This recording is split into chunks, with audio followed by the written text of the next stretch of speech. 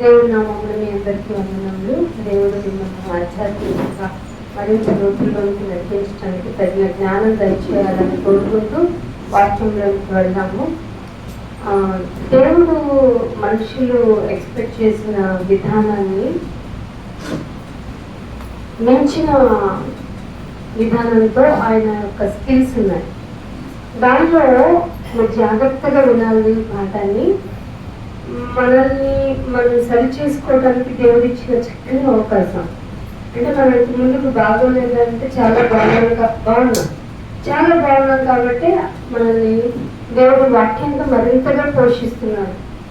ఆయన బాగా ప్రేమించిన వారికి ఆయన ప్రత్యక్షం అవుతూ ఉంటారు వాక్య రూపకంగా. అది మనం చేసుకున్న సుకృతం, పుణ్యం అంటారు కదా. ఎన్నో పాపాలు చేసుకున్న వాళ్ళకి ఏదో చేస్తేనంట పుణ్యం వస్తుందంట. కాదు, హృదయ శుద్ధి చేసుకున్న కొద్దీ ఆయన వాక్య ప్రత్యక్షత మనకి ప్రసన్నం అవుతూ ఉంటుంది. దానివల్ల భాగంగా యాక్చువల్గా మనము దేనైనా భరిస్తాం, కానీ ఒక అవమానాన్ని భరించలేము, ఒక బాధని భరించలేము. ఈ సందర్భంలోనే మన మంచి చేసే వాళ్ళే మనకు తెలియకుండా ఏం జరుగుతుందంటే మన జీవితం మీద ఎఫెక్ట్ చేసే కొన్ని పరిస్థితుల వల్ల మనకి కొంతమంది శత్రువులు అయిపోతారు. మనం ఒప్పుకోగానే మనల్ని దాటి వెళ్ళే ఎవరైనా మనకు శత్రువే. మనం ఒప్పుకోలేం. మాట ద్వారా కొంతమంది శత్రువులు అవుతారు, పనుల ద్వారా కొంతమంది శత్రువులు అవుతారు. తెలియకుండానే ఎదుటి వ్యక్తి అసలు సంఘంలోకి వస్తానండి ఘోరంగా నాకంటే బాగా పాడేవాడు నాకు శత్రువే. నిజం. నాకంటే వాక్యం చెప్పేవాడు మరింత శత్రువు. నాకంటే బాగా ప్రార్థన చేసేవాడు ఇక చెప్పలేం. ఏమిటి ఇలాగా? ఇక్కడికి వచ్చిన తర్వాత మనం మారటానికి వచ్చి ఇక్కడ కూర్చుంటున్నప్పుడు మనలో తగ్గింపు స్వభావం రాకపోగా మనం తెలియకుండానే మనం ఒక ఎదుటి వ్యక్తిని వ్యతిరేకించే స్థితిలో సంఘంలో ఉన్నామా తెలియకుండానే. ఇదే మీ లోపల చేదు వేరు ఉంది. కనపడుతుందా చేదు వేరు? కనపడదు. ఆ చేదు వేరులో భాగంగా దేవుడు ఒక ఎవరు టచ్ చేయలేని ఒక మాట చేశారు. ఒక వాక్య పట్టణంలోకి వెళ్దాము. మత్తయి సువార్త 5వ అధ్యాయము. మత్తయి సువార్త 5వ అధ్యాయము 44వ వచనం చూడండి. మత్తయి సువార్త 5వ అధ్యాయము 44వ వచనం. ఆయన చెడ్డవారి మీదను మంచివారి మీదను తన సూర్యుని ఉదయింపజేసి నీతిమంతుల మీదను అనీతిమంతుల 5వ అధ్యాయము 44 కదా మత్తయి సువార్త. నేను మీతో చెప్పేది ఏమిటంటే స్వయంగా దేవుడే చెప్తున్నాడండి. దేవుడు చెప్తే వినాలి కదా. ఏమండి ఆయన ఎవరి మాట ఏంటండి? ఈయన చెప్తేనే వింటాడు అంటే మన లోకస్తులతో. ఇప్పుడు స్వయంగా దేవుడే నేను మీతో చెప్పేది ఏంటంటే, ఏం చెప్తున్నా ప్రభా, నాకేమైనా 1 కేజీ బంగారం ఇస్తావా, కోట్ల రూపాయలు దాచుకోవడానికి చేసిస్తావా? నన్ను ఆయన అసలు చెప్పడు. నిన్ను పోషకుడిని, నిన్ను పోషించుకునేవాడిని. సో నువ్వు దిగులు పడమాక, చింతపడమాక, నీ వస్త్రం గురించి, నీ దేవం గురించి కూడా నువ్వు చింతపడదని చెప్పేశాడు. మరి ఏం చెప్తావయ్యా అంటే, మీరు పరలోకంలో ఉన్నాడే మన తండ్రి, పరలోకంలో ఉన్న మీ తండ్రికి మీరు కుమారులు అవ్వాలి. అయిపోతానైనా అనుకుంటే అయిపోతాను కదా. నో అనుకుంటే ఎవరు? ఈ దేవుడితో వచ్చిన చిక్కిది. మనం మమ అనుకుంటే అవ్వదు, మనసులో అనుకుంటే అయిపోదు. మీరు పరలోకంలో ఉన్న తండ్రికి కుమారులు అవునట్లు మీ ఇంట్లో వాళ్ళని మాత్రమే ప్రేమించడం కదా, మీ శత్రువుని. ఇది ఎవరు, ఏ గ్రంథాలు, ఎక్కడ, ఎవరు తీరిపోయింది. శత్రువున కాల్చిపడే, శత్రువున చూడమాకు, శత్రువున అసలు మన శత్రువుతో మనకేంటి? వాడి ముందే ఏడవాలి, వాడిని ఏడిపించాలంటే నేర్పించింది లోకం. దానికి ఆపోజిట్ గా దేవుడు ఇప్పుడు తెలుసా, మీరు పరలోకంలో ఉన్నారు కదా మన తండ్రి, ఆయనకి కుమారులు అవ్వాలంటే ఈ ప్రపంచంలో ఎవరు టచ్ చేయలేని పాయింట్ ఒకటి ఉంది. ఏంటో తెలుసా? ఈ శత్రువుని ప్రేమించింది. అబ్బా కొట్టేశాను నేను, నా వల్ల కాదే, వల్ల కాదు నాయన. నీ పరలోకంలో ఉన్న నీ తండ్రికి కుమారులు అన్నట్లు శత్రువుని ప్రేమించండి. అక్కడ వరకు ఇదే నేను తట్టుకోలేనంటే మిమ్మల్ని హింస పెడితే, భర్త హింస పెడితే కోర్టుకు వెళ్ళిపోండి, భార్య హింస పెడితే విడాకులు అడగండి, అన్నదమ్ముల మధ్య గొడవలు వచ్చి వాటి నిన్ను విసిగిస్తూ ఉంటే అస్సలు బాగా వేసేమని అనండి. ఇలా చెప్పాడా? ఎప్పుడు చూడండి, మిమ్మల్ని హింసించు వారి కొరకు ఎట్లా చేస్తాం చెప్పండి? ఊహించలేని, ఒప్పుకోలేని, అసలు ఎట్టి పరిస్థితుల్లో మన మైండ్ ఒప్పుకోదు. ఎన్ని పరిస్థితుల్లోనైనా ఇలా చేస్తే శత్రువు ఉండడేమో, ఉండకూడదు కాబట్టి చెప్పాడు. పరలోకంలో ఉన్న తండ్రికి కుమారులు అవ్వాలంటేనే ఇలా చేయండి. లేదు నాయన నీకు నీవే మాకు మేమే అని పని పాట అన్నీ ఆపేసుకొని మేము మా పనులు చేసుకుంటాం. మాకు గుర్తు వచ్చినప్పుడు దేవా అని పాట పాడేస్తాం, గుర్తు లేనప్పుడు దేవుడు ఉన్నాడు అసలు అంటాం. మేము కొంచెం మెంటల్ వాళ్ళం, క్రాక్ వాళ్ళం అంటే కుదరదు. క్రైస్తవులైన వాళ్ళు జ్ఞానవంతులై ఉండాలి. జ్ఞానవంతులైన వాళ్ళు శత్రువుని ఎలా ఓడించాలని చూడాలి, కానీ శత్రువుని ప్రేమించడం వాళ్ళు హింసించేవాడైతే అదేంటి నేను అంత మాట నిజం తట్టుకోలేనండి. అతను అసలు నా మైండ్ చచ్చిపోయాడండి. నేను ఎప్పుడో చచ్చిపోయాడు అనుకున్నానండి. పైకి ఏం పోసుకుంటానంటే ఎవరు అడిగాడు? ఎందుకు పోసుకోవాలి? వాటర్ వేస్ట్ తప్ప. మిమ్మల్ని హింసించు వారి కొరకు ప్రార్థన చేయండి. అవ్వదు నాయన అసలు. ఇక్కడే చెప్పాడా? ఇంకొక మాట చూద్దాం. ఇదే మత్తయ్య గారు ఇలా చెప్పారు కదా, లూకా గారు కూడా ఏం చెప్పారు చూద్దాం. చూడండి ఒక మాట. లూకా సువార్త 6వ అధ్యాయము 27. మీకు తెలుసు.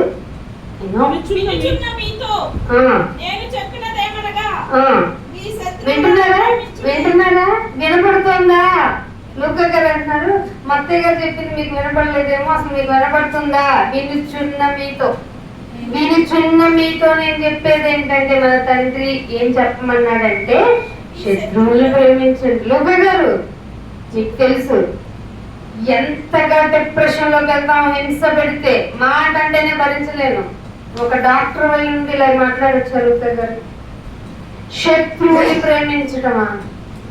శత్రువు నా వల్ల కాదు, అసలు కాదు. ఇది పక్కన పెట్టు. శత్రువులు ద్వేషించేస్తున్నారు నిన్ను అకారణంగా ద్వేషం. మత్తయ్య గారు హింస పెట్టేవారు కంటే ఈయన ద్వేషం దగ్గరికి వెళ్ళిపోయారు. లూకా గారు నిన్ను ద్వేషించు వారిని పిలిచి మరి మేలు చేయి.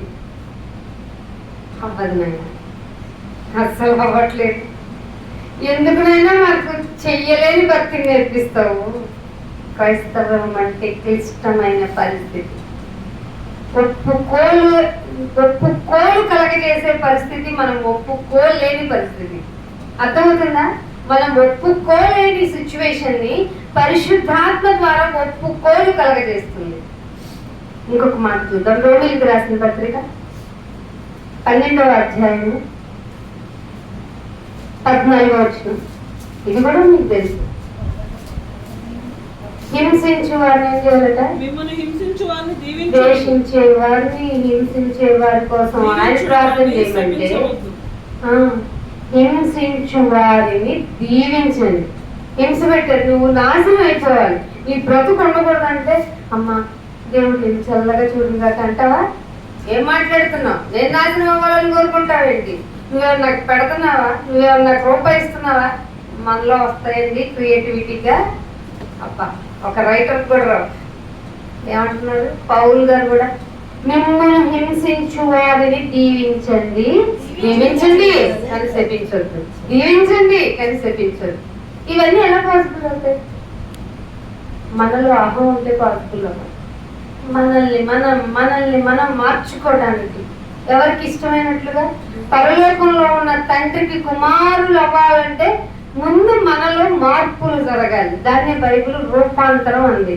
ఈ రూపాంతరం జరిగే ప్రక్రియలో మనకు చుట్టూ ఉన్న ఫెసిలిటీస్ వల్ల కానీ, మనలో ఉన్నటువంటి శరీరంలో ఉన్న డంబం కానీ మనల్ని అస్సలు ఇలా చేయమని చెప్పదు. బైబిల్లో ఎన్నో ఉంటాయి, క్లోజ్ చేసి ఆమెను అనేసి చాలు, మిగతా ఆయన చూసుకుంటాడు. ఎందుకు నువ్వు చేయలేదు? ఇది శత్రువుని దీవించమంటావు ఏంటి? శత్రువుని నిన్ను హింస పెట్టే వారి గురించి ప్రార్థన చేయమంటావు ఏంటి? హింసించే వారి గురించి ప్రార్థనే చేయి, శపించొద్దు అంటే అసలు నాకు జరిగిన అన్యాయం ఆ దేవుడికి తెలుసా? తెలిసి ఈ మాట అంటున్నాడా అని దేవుడికి రివర్స్ ఏంటినైనా? అసలు ఉన్నావా? ఉంటే ఏం చేసుకున్నావు? కళ్ళు మూసుకున్నావా? మామూలు అర్థం ఉన్నావా, అసలు ఉన్నావా అంటూ ఉంటా. కానీ క్రిస్టియానిటీలో నువ్వు నేర్చుకోవాలి. క్రిస్టియానిటీ అంటే ఏంటి? క్రీస్తు ఉన్నవాడైన తండ్రి యొక్క కుమారుని యొక్క మార్గాన్ని ఫాలో అయ్యి తండ్రి దగ్గరికి వెళ్తున్నాం. ఆ కుమారుడు ఎలా నేర్పించాడో, భూమి మీద ఆయన ఎలా బ్రతికాడో అలా బ్రతికి చూపించడానికి భూమి మీద ఉన్నాం. ఈ 3 పాయింట్లు గుర్తున్నాయి కదా. శత్రువుని అసలు టచ్ చేయొద్దు, శత్రువుని శపించొద్దు, శత్రువుని దీవించండి, శత్రువు కోసం ప్రార్థన చేయండి. మనసు ఒప్పుకోదు, శరీరం ఒప్పుకోదు, అసలు ఎట్టి పరిస్థితుల్లో ఇది జరగదు. ఎప్పుడు శరీరాశ, నేత్రాశ, జీవపు డంబంలో నీకు వచ్చి పోతా ఉంటాయి. నిజం. చూడండి, మీరు బయటికి వెళ్ళినప్పుడు మీ ప్రవర్తన మీరే గమనించుకోండి. ఏం నేనేనా 10 మందిలో 10 రకాలుగా మాట్లాడుతున్నానండి? ఫ్రెండ్స్తో ఒకలాగా మాట్లాడుతున్నానండి, ఇంట్లో వైఫ్తో ఒకలాగా మాట్లాడుతున్నానండి, భర్తతో ఎలా మాట్లాడుతున్నానండి, బయట అలా మాట్లాడుతున్నానండి. నాలో ఇంత స్ప్లిట్ పర్సనాలిటీ ఉందా? ఇంత వేషధారణ? ఇదేమో ఇలా వచ్చిపోయే జీవితాన్ని బైబిల్ ఏమో వేషధారణ అనేసింది. నువ్వు ఎప్పుడు ఒకలాగే ఉండు. నీ మాట గురించి కూడా మాట్లాడితే ఏమన్నాడైనా? అవునంటే నేను అన్నాం, నాకు రాదు. నేను కాదంటే నీకు తెలియదా? భర్తతో మనం డైలాగ్ లేదు. కాదంటే ఏంటి అర్థం? అసలే ఆడవారి మాటలకి అర్థాలు లేదు కదా. అది లోకం చెప్తామాట. ఆడవారి మాటలైనా మగవారి మాటలైనా ఆయన దగ్గరికి వచ్చిన తర్వాత అవునంటే అవుననాలి, కాదంటే కాదనాలి. నేను అనలేనంటే నాలో వేషం ఉందని అర్థం. స్ప్లిట్ పర్సనాలిటీని మెయింటైన్ చేస్తూ భక్తిగా నా జీవితాన్ని గడుపుతున్నానని అర్థం. ఎంత పాపి నేను! ఈ పాపినైన నేను మారాలి అంటే నాకు నీ వాక్యం అవసరం. నీ వాక్యం వినాలంటే నా శరీరం నలగొట్టబడాలి, ఎలాగైనా నలగొట్టబడాలి. వాక్యంతో వింటున్నాను నాయన, నలగొట్టబడుతున్నాను. కానీ అప్పుడప్పుడు ఇదేం చేస్తుందంటే అసలు నువ్వేంటో నీకు తెలుసా? నువ్వు ఎంత హ్యాండ్సమో, నువ్వు ఎంత బ్యూటిఫుల్లో అసలు ప్రపంచంలో ఎవరు లేరు. నువ్వు ఒక పెద్ద ఏదో పాట చిన్నప్పుడు విన్నాను, మహేష్ బాబు అంటే నలుగురికి నచ్చింది. నేను నలుగురు వెళ్ళే దాంట్లో నేను నలుగురు అంటే అప్ప మంచి మోరల్ సాంగ్ అని కొటేషన్ రాసుకొని ఎగ్జామ్కి వెళ్ళాం. మళ్ళాగా ఎవరు రాయలేను. తర్వాత తెలిసింది నలుగురికి నచ్చింది కాదు, నలుగురికి నచ్చేలాగా నీ బ్రతుకుండాలి. నువ్వు కష్టం అనుభవిస్తున్నా, నువ్వు బాధ అనుభవిస్తున్నా, నువ్వు ఎటువంటి ఇబ్బంది ఎదుర్కొంటున్నా అది నీ దేవుని తప్ప ఎవరికి తెలియకూడదు. అఫ్కోర్స్ కొంతమంది బ్లెస్డ్ పీపుల్ ఉంటారు, మనల్ని అర్థం చేసుకునేవాడు మన చుట్టూనే ఉండటం మన దేవుడు ఇచ్చిన దీవెన. అది వైఫ్ అయి ఉంటే, భర్త అయి ఉంటే వండర్ఫుల్ అండి లైఫ్. దేవుడిని స్థుతించడంలో దేవుడి పని జరగటం ఈజీ అవుతుంది. మీరు అనుకున్నారు పెళ్లిళ్ళు చేసుకోవడం ఎందుకంటే పిల్లలు కంటున్నారు, పిల్లలు ఎందుకంటే వాళ్ళు చదివించుటకు, వాళ్ళు చదివించేది ఎందుకంటే మళ్ళీ నేను వృద్ధాప్యంలో మళ్ళీ నన్ను వాళ్ళు పోషించేటందుకు, అంతేనా? కదా. ఇంకా ఉంది వాడు మునిమన వాళ్ళ పెళ్లిళ్ళు పేరెంటాలు కూడా చేయటకు. ఇదా బ్రతుకు కాదు. ఒక వైఫ్ ని, ఒక హస్బెండ్ ని దేవుడు జత చేసిన తరువాత నుంచి ఆయన యొక్క కోరిక ఎదురు చూస్తాడు. నీ ద్వారా ఏం యాక్టివిటీస్ జరుగుతున్నాయి, ఏం చేస్తున్నావు? నువ్వు కూడా తెలిసి లోకంలో కాసేపు టపాసులు, కాసేపు దీపం, కాసేపు హల్లెలూయా, కాసేపు ఏదో అంటే వాళ్ళు ఎందుకు కాలుస్తున్నారో తెలియట్లేదని వాళ్ళే చెప్తున్నారు. మరి నువ్వెందుకు మధ్యలో వెళ్ళి అర్జం పోయకూడదు కదా. అంటే లోకస్తులకి వేరైపోవాలా? ఖచ్చితంగా వేరవ్వాలి. వేరవ్వాల్సిన మనము ఈ లోకంలో అటు ఇటుగా ఉంటే దేవుడు ఏమన్నాడు? నువ్వు చల్లగా ఉండరా, నీ గురించి నేను ఒక లిస్ట్ లో పెట్టేసి పోనీ వేడిగా ఉండరా, నీ గురించి అమ్మాయ్యా నా బిడ్డ అనుకుంటా. నువ్వు పెట్టా ఉన్నావు తెలుసా? నీ దగ్గరికి వచ్చి నీ కోసం ఒక లేదు వీడిది వీడి యొక్క లెక్క పూర్తి చేద్దాం అనేటప్పుడు వీడు ఏంటి దేవుడి పని చేస్తున్నాడు అనిపిస్తుంది. లేదు ఏంటి వీడు ఇంత ఎన్నిసార్లు ఎన్ని ఇయర్స్ ఇచ్చినా ఇట్లా ఉన్నాడేంటి ఇంకా క్లోజ్ చేద్దామా అంటే నీ దేవుడి పని కనిపిస్తుంది, ఎంతో కొంత నీలో మంచి కనపడుతుంది. బాబోయ్ వీడు మారడు అనుకునే లోపు నువ్వు పరమ చండాలుడుగా కనపడుతున్నావు. దాన్ని ఏమంటే నిలువెచ్చని జీవితం. నిలువెచ్చగా ఉంటే నాకేం చేయాలనిపిస్తుందో తెలుసా? నేను చెప్పనా వద్దా? మీకు తెలుసు కాబట్టి నేను చెప్పను. చేసేస్తాను అంటాడు, చేసేస్తాను అంతే నీ మీద. మనుషులు చేస్తేనే అవమానాన్ని తట్టుకోలేము, దేవుడు చేస్తే పుట్టగతులు ఉంటాయా? ఇదేదో అంటూ ఉంటారు ఈ మాట, పుట్ట గతి. పుట్టడం ఏంటి, గతి ఏంటి, ఈ రెండు ఉండవేమో బహుశా. తిట్లు మీరు గమనించండి ఎలా వస్తాయోనండి బాబాయ్. మంచి ఇది ఉంది వాళ్ళలో, క్రియేటివిటీ ఉంది. పుట్టగతులు ఉండవు నిజంగా. దేవుడితో పెట్టుకోవద్దు మనం. సో దేవుడితో పెట్టుకోకూడదని తెలిసిన మనం మనల్ని నలగొట్టుకోవడానికి మన ప్రయత్నాలు జరగాల్సిందే. ఆ క్రమంలోనే మన శరీరం మన వినది కాబట్టి దేవుడు ఏం చెప్పాడంటే విరగండ్రా నలగండ్రా, నేను వచ్చి మీకు ఆసన్నుడిగా ఉంటాను, విరిగి నలిగిన హృదయానికి నేను ఆసన్నుడు అనడం లేదా? ఎంత వాక్యం విన్నా కొన్నిసార్లు మనం విరగం, నలగం సరిగదా విరగం, ఏం మనలో మార్పు లేదు. ఆ టైంకి చాలా ఎక్సైటెడ్గా విన్నట్టు వింటాము, ఏదో చేస్తాం, మన ప్రయత్నాలన్నీ ఇక్కడ మన పెర్ఫార్మెన్స్ ఇక్కడ ప్రదర్శిస్తాం. దేవుడు తెలుసు కదండి. కానీ ఒక ప్రాసెస్ ఉందండి బైబిల్లో. విరగాలంటే నలగాలంటే ముందు నీ శరీరానికి ఏం పెట్టకుండా ఉండాలి. అరే నువ్వు వినలేదనుకో, ఈరోజు నీకు ఫుడ్ పెట్టినాను అమ్మ ఎందుకంటే ఆకలి అయితే చచ్చినట్టు మారి పెట్టాడు అది, అవునా కదా? అంటే శరీరం యొక్క తత్వం ఏంటంటే అన్ని ఫెసిలిటీస్ వచ్చేసినాయి అనుకోండి, అన్నీ జరిగిపోతుంది అనుకోండి, ఏమంటది? దేవుడు ఎవడు అంటుందంట. అన్నాడా లేదా బైబిల్లో? ఆయన ఎక్కువ ఇస్తే హూ ఇస్ గాడ్ అంటానంట, తక్కువ ఇస్తే గాడ్ ఉన్నాడు అసలు అంటానంట. అందుకే అట్లా రెండు చేయక తగినంత మాత్రమే ఇవ్వు. ఆ తగినంత తిన్నప్పుడు కూడా నా హృదయం ఏమవుతుందంటే అప్పుడప్పుడు గర్వించింది. హృదయపు గర్వం బట్టి నోరు మాట్లాడేస్తా ఉంటది.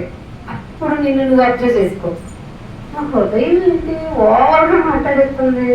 హృదయం నిండిన దాన్ని బట్టే కదండి నోరు మాట్లాడేది.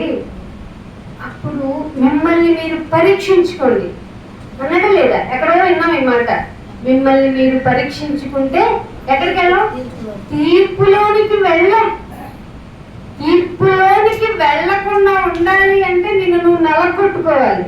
నీ మాట తీరు, నీ ప్రవర్తన అన్నీ చెక్ చేసుకోవాలి. చెక్ చేసుకొని ఏంటో ఉప్పొంగుతుంది జీవపు డబ్బంతో. జీవపు డబ్బంతో ఎవరు ఉప్పొంగుతారు చెప్పండి? శరీరానుసారం. నువ్వు శరీరానుసారంగా ప్రవర్తిస్తున్నావు అనేది నీకు కూడా తెలియకుండా నీ కన్నులకి ఈ యుగ సంబంధమైన దేవత మనోనేత్రాలు కప్పేసి, ఏంటి నీ భక్తి ఎంత భక్తి తెలుసా? చక్కగా రాగానే కుర్చీ వేస్తావు, పాట పాడుతావు, ప్రార్థన చేస్తావు, రెఫరెన్స్లు చదువుతావు. నీకంటే భక్తులు ఉన్నారా? నీకు తెలియని రెఫరెన్స్ ఏంటి చెప్పు? నాకు కూడా తెలియదు తెలుసా అంటది. అంతదా లేదా? అంటది. అప్పుడు ఏం చేయాలంటే, అవును ఇలా మాట్లాడుతుంది నా హృదయం. గ్యారెంటీగా మీ హృదయం మీతో మాట్లాడుతుందండి. ప్రతి సెకండ్ మీతో మాట్లాడుతుంది. ఏదన్నా పని చేయండి, ఏంటి ఇలా చేస్తున్నావు, ఇది కరెక్టేనా? చూడండి, మీలో ఒక స్వరం ఎప్పుడు మీతో మాట్లాడుతుంది. Personal experience. దీని ఫర్ ఎగ్జాంపుల్ అని చెప్పడానికి కూడా మీకు అనుభవం ఉంటేనే, అది గుర్తొస్తేనే మీరు, అందుకనే మీరు మీ హృదయం మాట్లాడుతున్న దాన్ని మంచి మాట్లాడుతుందా చెడు మాట్లాడుతుందా? చెడు మాట్లాడుతుంది అనుకోండి, దేవుడు లేడు, పరిశుద్ధాత్ముడు లేడు. అంటే వాక్యం నీ హృదయంలో లేనప్పుడు పరిశుద్ధాత్ముడు ఎందుకుంటారు? చేసే ప్రతి దాన్ని క్వశ్చన్ చేస్తుంది అనుకోండి, నువ్వు తుమ్మినా దగ్గినా, అంటే తుమ్మినా దగ్గిన శరీరపరమైన యాక్టివిటీస్ కాదు, ఏదన్నా పని చేస్తుంది, ఇది ఎందుకు చేస్తున్నావు, ఇది దేవుడికి ఇష్టం లేదు కదా, నువ్వెందుకు ఇక్కడ ఉన్నావు, నువ్వు ఈ పని చేయకూడదు కదా, నువ్వెందుకు ఇలా ప్రతిసారి పరిశుద్ధాత్మ దేవుడు మనల్ని వెంటాడి వెంటాడి వెంటాడి అడుగుతూనే ఉంటాడు. ఎప్పటి వరకు? మనం సరి చేసుకునేంత వరకు వెంటాడుతూనే ఉంటారు. అప్పుడు కొన్నిసార్లు నువ్వు పట్టించుకో. కొన్నిసార్లు నువ్వు పట్టించుకొని ఒకసారి మారి పక్కకి వెళ్ళిపోతావు. కొన్నిసార్లు మారుతానైనా నేను చేసిన తప్పే అని రియలైజ్ అవుతావు. ఇలా మార్చి మార్చి మార్చి మారినట్టు ఉన్న జీవితం దేవుడి దగ్గరికి వెళ్తుందా? వెళ్ళదు. ఎన్నిసార్లు అని పరిశుద్ధాత్మ నిన్ను గద్దించాలి? సో నీ అంతట నీలోనే ఒక మార్పు రావాలి. ఇక ఎన్నడూ దానిని చెయ్యను అనే ఒక కంక్లూజన్కి రావాలంటే ముందు అసలు నీ భక్తి యొక్క పారామీటర్ ఎక్కడి వరకు ఉందో నువ్వు చూసుకోవాలి. పారామీటర్ చూసుకోవాలంటే ముందు నీ యాక్టివిటీస్ చూసుకోవాలి.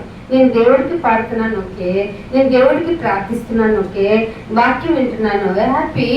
వాక్యంలో పార్టిసిపేషన్ చేస్తున్నాను, గంట చెప్పిన సిట్టింగ్ ఓన్లీ అంటే నా శరీరాన్ని కొంచెం వెళ్ళగొడుతున్నాను. కానీ ఆ వాక్యాన్ని ఇంప్లిమెంట్ చేయాల్సి వచ్చినప్పుడు నేను లోకస్తుడి కంటే ఘోరంగా ఉన్నానండి. సో నేను ఒక డెసిషన్ తీసుకోవాలి. నా దేవునికి మరింత దగ్గరగా ఉండాలి. దగ్గరగా ఉండాలంటే ఏం చేయాలి? దీనికి ఫుడ్ పెట్టకుండా ఉండాలి. ఫుడ్ పెట్టకండి అంటే ఇంత మాట అన్నావు, అరగంట లేట్ అయితే నాకు ఆకలి షివరింగ్ అవుతుంది. అసలు షుగర్ పేషెంట్ని కాదు, కానీ అంతకు మించిన సైడ్ ఎఫెక్ట్స్ ఉన్నాయి నాకు. ఎలా చేస్తాము? ఎలా చేయగలము? మా వల్ల కాదే. మరి ఎలా నలగొడతావు? విరిగి నలగాలి కదా. నీ చేతిలో రొట్టెని నేనయ్యా విరివయ్యా అని పాట పడితే సరిపోతా. విరిచేసిన తర్వాత ఎందుకయ్యా విరిచేవాళ్ళ విడుస్తావా? విరిచినప్పుడు ఎలా విరుస్తాడు తెలుసా? నిన్నొక్కడే సెంటర్లో పడతాడు, చుట్టూ ఉన్న వాళ్ళందరి చేత మాటలు పెట్టిస్తాడు. విరిగిపోవాలి. విరిగిపోయిన విషయం ఈ సరౌండింగ్ పీపుల్కి అస్సలు తెలియకూడదు. అయినా సో పర్సన్స్ నా పక్కనే ఉన్నారు కదా, నేను ఏం చేస్తున్నారో నువ్వు చూసారు కదా, కానీ అలా నిందలేసారు ఏంటన్నా? నువ్వు నన్ను దేవుడు ఎగ్జామ్ చేయాలనుకుంటున్నావా? ఇదిగో నేను ఫుడ్ తినకుండా నీకే ఆఫరింగ్ చేస్తున్నా, నీకే ప్రార్థన చేస్తున్నా. ఒక్కసారి నా మనవి వినవా అని ఒక గంట చేయి. ఎందుకో మనసు సాటిస్ఫాక్షన్ అనిపించదు. ఇంకో గంట కూర్చో, మళ్ళీ ప్రార్థన చేయి. అయినా నా తప్పు నాలో పొరపాటు ఉండే ఉంటుంది. లేకపోతే వాళ్ళు ఎందుకు నాకు వైపు పాయింట్ అవుట్ చేస్తారు? ప్రార్థన ఎలా అవుతుందో స్టెప్ చూడండి. నన్ను ఎందుకు పాయింట్ చేస్తారు? సో నాదే తప్పునైనా. ఎందుకంటే వాళ్ళు నన్ను అన్నప్పుడు నేను నెగిటివ్గా ఎందుకు మొహం పెట్టుకోవాలి? వాళ్ళే కరెక్ట్ ఏమో. సో నా పాపాన్ని, నా బలహీనతని క్షమించే. సెకండ్ టైం అయినా హృదయం సాటిస్ఫై అవ్వదు. థర్డ్ రౌండ్ 3వ గంట తీసుకో. వాటర్ వద్దు, ఫుడ్ వద్దు. అయినా తప్పు నాదే అని తెలిసింది. ఇది తెలిసి చేసినట్టున్నాను నేను. ఎందుకంటే ఎప్పుడు వాక్యం వింటున్నాను కదా, ఎప్పుడు ప్రార్థన చేసుకున్నాను కదా, మంచిగా నీ కొరకు పాటలు పడుతున్నాను కదా. ఏంటి తెలియకుండా చేయడం నీ దృష్టిలో నువ్వు క్షమించేస్తావు. బాబోయ్ ఏంటినైనా నేను తెలిసి చేశానా? ఇక్కడ మొదలవ్వాలి పశ్చాత్తాపం. ఏడుస్తావా? బాధపడతావా? క్షమించమని అడుగుతావా? క్షమాపణ దొరికిందని నీ హృదయం సాటిస్ఫై అయ్యే వరకు గంట చేస్తావా? 2 గంటలు చేస్తావా? రోజంతా చేస్తావా? చేసేసేయండి ఉపవాసం. దాని తర్వాత రిజల్ట్ ఉంటుంది తెలుసా? ఇప్పుడు మనం మొదట చదువుకున్నామే, నిన్ను హింసించు వారి కొరకు ప్రార్థన చేయండి. ఒక స్టెప్. హింసించు వారిని శపించకండి, దీవించండి. ఇవి వస్తాయి. ఈ ప్రాసెస్ లో 1 రోజు చేద్దాం, 2 రోజులు చేద్దాం, 3 రోజులు చేద్దాం. బైబిల్ ఇచ్చిన డెస్టినీ ఎన్ని డేస్ తెలుసా? చెప్పండి ఎవరికన్నా. 40 డేస్ వరకు ఇచ్చింది. 1 రోజుకి నాకు సెలైన్ పెట్టాలేదు. నాకు 1 రోజు పరీక్ష ఎదురైంది నిజంగా, సీరియస్లీ. 1 రోజు అనుకోకుండా ఫాస్టింగ్ ప్రేయర్కి వెళ్ళాలి. పొద్దున్న నుంచి విపరీతమైన వర్క్, నిజంగా నేను సీట్లోంచి లేవలేకుండా ఉన్న వర్క్, బాగా అలసిపోయాను. దట్టు యాక్చువల్గా మనం బై బర్త్ చాలా స్ట్రాంగ్ కాబట్టి తొందరగా అలసిపోయి వచ్చింది. కానీ మెసేజ్ ఇవ్వాలి, ఉపవాసం గురించి చెప్పాలి. అయినా ఓపిక చెప్తున్నా వద్దా? అయినా తింటే మళ్ళీ వెళ్ళి వాళ్ళు ఇలా ఉండండి, అలా ఉండండి, ఇలా చేయండి అని ఎలా చెప్పండి? ఆయన బజ్జీలు ఆడిపోతున్నాను. తిని చెప్తే నేను చెప్పలేనేమో నాయన, తినకుండా చెప్తే అసలు నిజంగా చెప్పాల్సింది చెప్పలేనేమో నాయన. ఏం చేయమంటావు నాకు అర్థం కావట్లేదని వచ్చిన ఆఫీస్ నుంచి వచ్చి ప్రార్థన చేసుకుంటూనే పనులు చేస్తూనే వెళ్ళనా వద్దునా తిన్నా వద్దునా ఫుడ్ ప్రిపేర్ చేసి ఈ బాధలో ఒక 3 గంటలు తర్జన భర్జన జరిగింది. ఏం చేస్తుంటాను? లేదు, తిన్నాను. శరీరం జయించింది.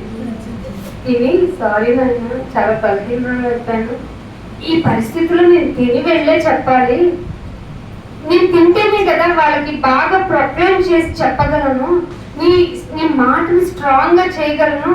ఇక్కడ నా ఆచార సంబంధమైన ఉపవాసాన్ని తీసుకొచ్చి ఇక్కడ పెట్టి అక్కడికి వెళ్ళి చాలండి ఓకే ఉపవాసం అని వికారమైన ముఖం పెట్టుకుని నేను ఎలా చెప్పానైనా? మీరు ఉపవాసం చేయనప్పుడు వికారమైన ముఖం పెట్టుకోవద్దని నేను ఎలా చెప్పాను ఆయన? అర్థమైందా మీకు? సిచ్యువేషన్ గా దేవుడు ఎదుట మనం ఎలా ప్రవర్తించాలో. ఆ రోజే నాకు ఎందుకు ఎక్కువ వర్క్ ఉండాలి, ఆ రోజే నేను ఉపవాస ప్రార్థనకి ఎందుకు వెళ్ళాలి, ఈ తర్జన భర్జన ఎందుకు జరగాలి, డెసిషన్ మేకింగ్ ఎలా స్పాంటేనియస్ గా నేను ఎందుకు తీసుకోవాలి? అర్థమవుతుందా మీకు? ఉపవాసం నేను ఎక్కడికో దగ్గరికి వస్తున్నాను మీ దగ్గరికి, అర్థమవుతుందా? ఉపవాసం చెయ్యాలా వద్దా నేను చెప్పను, పాఠం ద్వారా మీరు డెసిషన్ తీసుకోవాలి. నువ్వు చెప్పేది ఉపవాసం గురించే అనకండి, చప్పడి పాతది కదా ఈ పాఠం అనకండి, కొత్త వేలో తీసుకెళ్తాను, ఇలా చేయాలా అనిపించే విధంగా తీసుకెళ్తాను, ఖచ్చితంగా చెయ్యాలి అనిపించిద్దేమో ఒకసారి పరిశీలన చేసుకుందాం. అందుకని ఫస్ట్ గా మనం ఫుడ్ దేనికి పెట్టకూడదు ఈ శరీరానికి అంటే క్రమశిక్షణ నేర్చుకోవడానికి. ఒక్కోసారి ఏమనిపిస్తుందంటే ఏం నేర్చుకోలేదు ఆయన, రోజు వెళ్తున్నాను, ఫ్రెండ్స్ ఉన్నారు, లేదంటే బంధువులు ఉన్నారు, బంధువులతో కొంచెం మాట్లాడితే డోపమైన్ రిలీజ్ అయ్యి నేను చాలా బాగా మంచిగా ఉంటాను, సంతోషాన్ని పుట్టిస్తారు కదా బంధువులతో ఉంటే. ఏమత్తా ఏం కొన్నా, ఏం కొనలేదు, దేవుడి దేవాలో బాగున్నా అని చెప్తానయ్యా, నీ సాక్షిగా అక్కడ ఉంటానయ్యా, నన్ను వెళ్తావు. వెళ్ళి అక్కడ రిలేటివ్స్ ఏమంటారు, ఈ ఫ్లాట్ కొనుక్కున్నా, ఆహారం కొనుక్కున్నా, ఇంత ఇది అనేటప్పటికి ఇంటికి వచ్చి మోగగా దిగులుగా ఏంటో ఎంత చేసిన దేవుడు నన్ను దీవించట్లేదు. అదే ఇక్కడికి రా నన్ను సంతృప్తిగా ఉంచాను ఆయన. ఇది మిస్ అవ్వను, దేవుడి దగ్గరికి వస్తే ఇది మిస్ అవ్వవు. చాలా మంది ఊరికి స్కిప్ చేసేస్తారండి.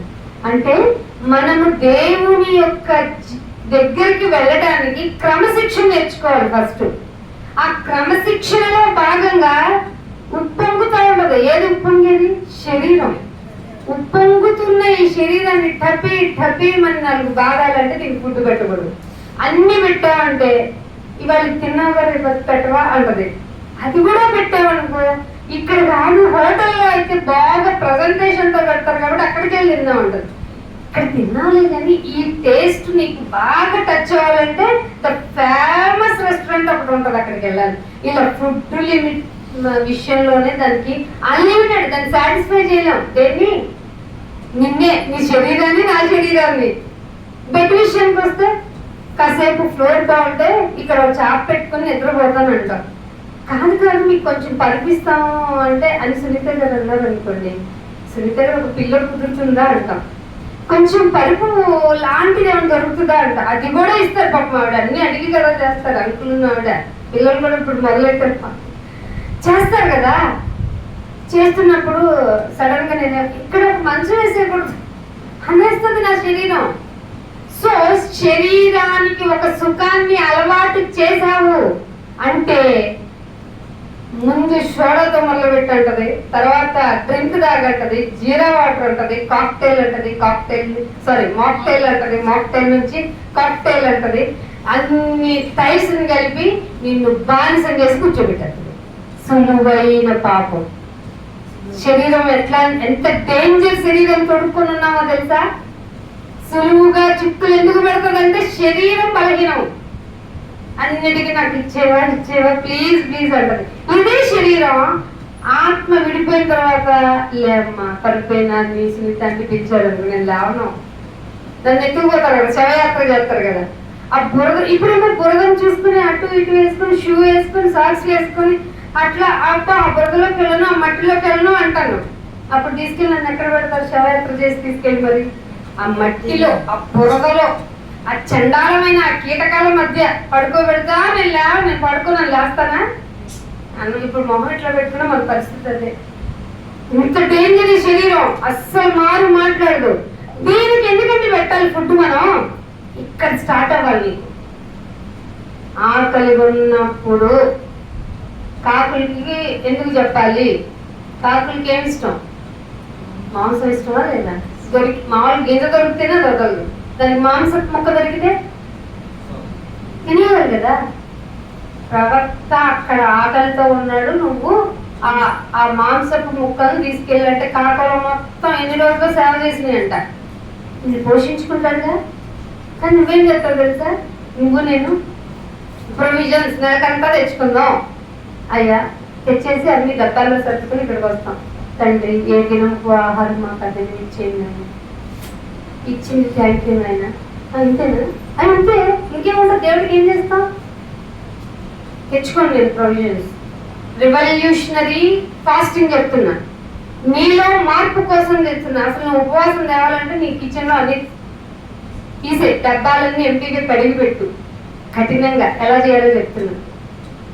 కడిగి పెట్టేసుకొని నా శరీరానికి నేను తిండి ఎందుకు పెట్టాలి? ఎందుకు పెట్టకూడదు? దేవుడు అన్నాడు కదా, మనిషి రొట్టె వలన మాత్రము కాదు కానీ. అవునా? ఏ రోజన్నా నిరూపించావు నీ శరీరానికి? ఎంత చండాలో ఇట్లా ఎత్తుక్కున్నట్టు మనం ఎంత పాపత్వం అయిపోయాం. ఏంటైనా మనిషి రొట్టె వల్ల కాదు కానీ దేవుడి నోటి నుంచి వచ్చింది. నేను మైకట్టుకొని చెప్తాను, ఇవన్నీ నేను పరీక్షించుకున్నానండి.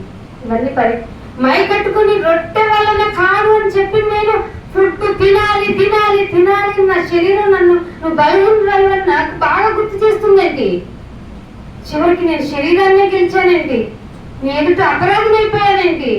అంటే నేను ఫుడ్ తిని వెళ్ళి చెప్తాను అప్పుడే ఎనర్జీ వస్తుంది అనుకున్న భ్రమలో ఉన్నానా? నీ ఎదుట నేను పాపం చేశాను. ఎంతగా తెలుసా? నువ్వు పో, నేను చెప్తాను. నీకు శక్తిని, నీకు ఆరోగ్యాన్ని, నీకు బలాన్ని ఇచ్చేది ఎవరు? నేను కదా. ఆ మాట నేను ఎందుకు మర్చిపోయాను? ఇదేంటి అక్క ఇందాక ఏదో చెప్పింది, తింటే కానీ నేను చెప్పలేదని చెప్పింది. ఇప్పుడేమో తిన్నందుకు నేను దేవుని దృష్టిలో అపరాధం అయిపోయాను అనిపించింది. అన్నీ తెలిసి చేశాను నేను తప్పు. అన్నీ తెలిసి చేస్తే ఎంత శిక్ష? ఒక దెబ్బ కాదు, తెలిసి చేసిన వాడికి దెబ్బ మీద దెబ్బ. అది దేవుడు వేస్తే, తిరిగి రాని ప్లేస్ లో ఉంచి మరీ వేస్తే బాబోయ్. సో శరీరాన్ని కష్టపెట్టాలి. దీనికి బాగా సుఖం అలవాటు చేశాను. ఇల్లు కట్టించేస్తున్నా, దీనికి రేట్లు వేసేస్తున్నా, స్లాబ్ వేసేస్తున్నా, బిల్డింగ్ మీద బిల్డింగ్ వేస్తున్నా. ఎందుకంటే దాని ద్వారా వెంట కూడా దీనికి పెట్టుబడి పోషించాను. నేను చాలా పోషించేస్తున్నాను. దీనికి తిండి పెట్టకుండా ఉంటే ఇది నలిగిపోతే నేను చెప్పినట్టు తింటాను. ఎందుకంటే ఆత్మ శరీరములకును, శరీరము ఆత్మకును ఆపోజిట్ పర్సనాలిటీస్ తో పేరు చేస్తున్నాం మన జీవితం. కానీ మనమేమనుకున్నామంటే శరీరమే నేను, నేనే శరీరం. దానికి పెట్టకపోతే నాకు ఆకలి వస్తుందంటే దీనికి ఆకలి వస్తుందని పిచ్చోళ్ళు అంటారు మనం. కానీ ఇది నిజం కదా. నాకు ఆకలి వస్తుంది, నాకు ఈ ఫుడ్ క్రేవింగ్ గా ఉంది, ఇది తినాలనిపిస్తుంది, అది తినాలనిపిస్తుంది, నాకు ఇప్పుడు ఏమైనా తెచ్చిపెట్టు, నాకు ఏదైనా తాగాలనిపిస్తుంది. అబ్బో శరీరం అండి వద్దు వద్దు అనందట. ఇంకా పెట్టు, అరగంట ఆగితే మళ్ళీ ఇంకేమైనా ఉన్నాయో తింటాను అని అంటాం. అర్ధరాత్రి 12ంటికి కూడా కిచెన్ లోకి వెళ్ళి ఏమున్నాయి తింటాను అది ఎత్తుకుంటుంది శరీరం. ఇలా అడగకుండా ఉండాలి అంటే ఏమండి అనుకుంటాం కానీ మనం వెళ్ళలేదా, ఎత్తుక్కోలేదా? ఏమన్నా అంటే ఏదో తిన్నాను కానీ కడుపునట్లా నిండనివ్వదు. 3.5 గంటల్లో అడిగిపోద్ది నువ్వు తిన్నది. కానీ ఉపయోగం లేకుండా దాన్ని పెంచేసి మీ ఇష్టానుసారంగా బాడీని మెయింటైన్ చేసి దానికి జబ్బులు తెప్పించి ఏమంటావు తెలుసు? దేవుడు నాకు ఎందుకు నా రోగాలు ఇచ్చి నాకు అన్యాయం చేసేవాడు. ఇదేంటి తప్పు. దీనిని ఇప్పుడు దేవుని మాట వినాలి అంటే ముందు నీకు క్రమశిక్షణ రావాలి. ఆ క్రమశిక్షణలో భాగంగా దీన్ని నలకొట్టాలి. డ్రిల్ నేర్పిస్తారు కదా స్కూల్లోనూ, మామూలుగా బయట పోలీస్ ట్రైనింగ్స్ వాళ్ళకి ఏం చెప్తారు తెలుసా? అసలు నేర్పించేటప్పుడు చిన్న గ్యాప్ వచ్చిన నువ్వు చేసే ఆ డ్రిల్లో చిన్న బాడీ లాంగ్వేజ్ చిన్న మార్పు కనిపించిన ఊరుకోరు, వాడు వీక్తారు. అంటే శరీరం నలుగుతారు. అప్పుడు ఏం చేస్తారు? స్ట్రైట్గా నడుచుకుంటూ ఏం చేస్తే వాకింగ్ చేసేస్తారు, మార్చింగ్ చేసేస్తారు. అర్థమైందా మీకు? ఇప్పుడు దాన్ని కొట్టాలి, కొడితేనే ఫార్మేటింగ్ అయింది. మనం అమ్మో కాదు ఇంక పెడితేనే ఫార్మేట్ అయింది అనుకుంటున్నాం. దీనికి బాగా పెట్టి బాగా తాగించి వదిలేస్తే దేవుడు ఏమన్నాడట? ఏమన్నాడు? దేవుడి పాత్రలు అక్కడ ఉన్నాయి కదా, వాటిల్లో పెట్టి తాగితే ప్రేయర్ ప్రఖ్యాతులు పెరుగుతాయని పిలిపించాడంట. మెనే టెక్కల్ ఓ పర్సన్ ఏం చేస్తాడు? నీ లెక్క కుదిర్చేస్తాను వచ్చే అన్నాడంట. మానవ వేలుతో గోడ మీద గ్రహించాడంట. ఎందుకని? ఫుల్గా తిని తాగి దేవుడు ఉపకరణాల్లో మద్యం తాగాడు. తిండి అందుకే అన్నాడు, మీకు తిండి వల్లనైనను ఐకిక విచారాల వల్లనైనను మత్తు వచ్చేస్తుంది. అర్థమైందా మీకు? అందుకే తిండి ఫుడ్ చాలా తక్కువ పెట్టాలి, చాలా తక్కువ పెట్టాలి. ఎంత తక్కువ పెడితే బాడీ ఎంత అంత రికవరీ చేసుకుంటా ఉంటుందంట. నీలో చచ్చిపోయిన సెల్స్ ఆ సెల్ ఒక అవుట్ గ్రోత్ గా రాకుండా, అది క్యాన్సరేటెడ్ అవ్వకుండా ఈ నువ్వు ఫాస్టింగ్ ఉంటే వాటన్నిటిని తినేసి శరీరం హెల్దీగా కనపడుతుందంట. నీకేమి తట్టదు, ఎప్పుడు ఏటిమే, మనం ఏటిమే అరగలేదు, గ్యాస్ ట్యాబ్లెట్ అరగలేదు, డాక్టర్ దగ్గరికి అరగనప్పుడు ఎందుకు తినాలి? తింటాం మానే అన్నాం అనుకో డాక్టర్ని తిట్టుకుంటావు. నేను డాక్టర్లకే పరమ డాక్టర్కి ఎప్పుడు మాట వింటావేంటి? అస్సలేను. ముందు నువ్వు వినాలి, వినుట వల్లనే విశ్వాసం కదా, వినాలి. ఆ వినే ప్రక్రియ రావాలంటే నీలో క్రమశిక్షణ ఉండాలి. ఆ క్రమశిక్షణతో పాటు దేవునికి దగ్గరగా వస్తే నీకేమవుతుంది? పశ్చాత్తాపం కలుగుతుంది. చెప్పాను కదా, ఎవరికి నీలో మార్పు రావాలి అంటే పశ్చాత్తాపం కలగాలి. ఆ పశ్చాత్తాపం కలిగిన తర్వాత నీలో వినయం వస్తుంది. శత్రువు వచ్చినా సరే ఆయనతో చాలా మంచిగా మాట్లాడగలుగుతాం.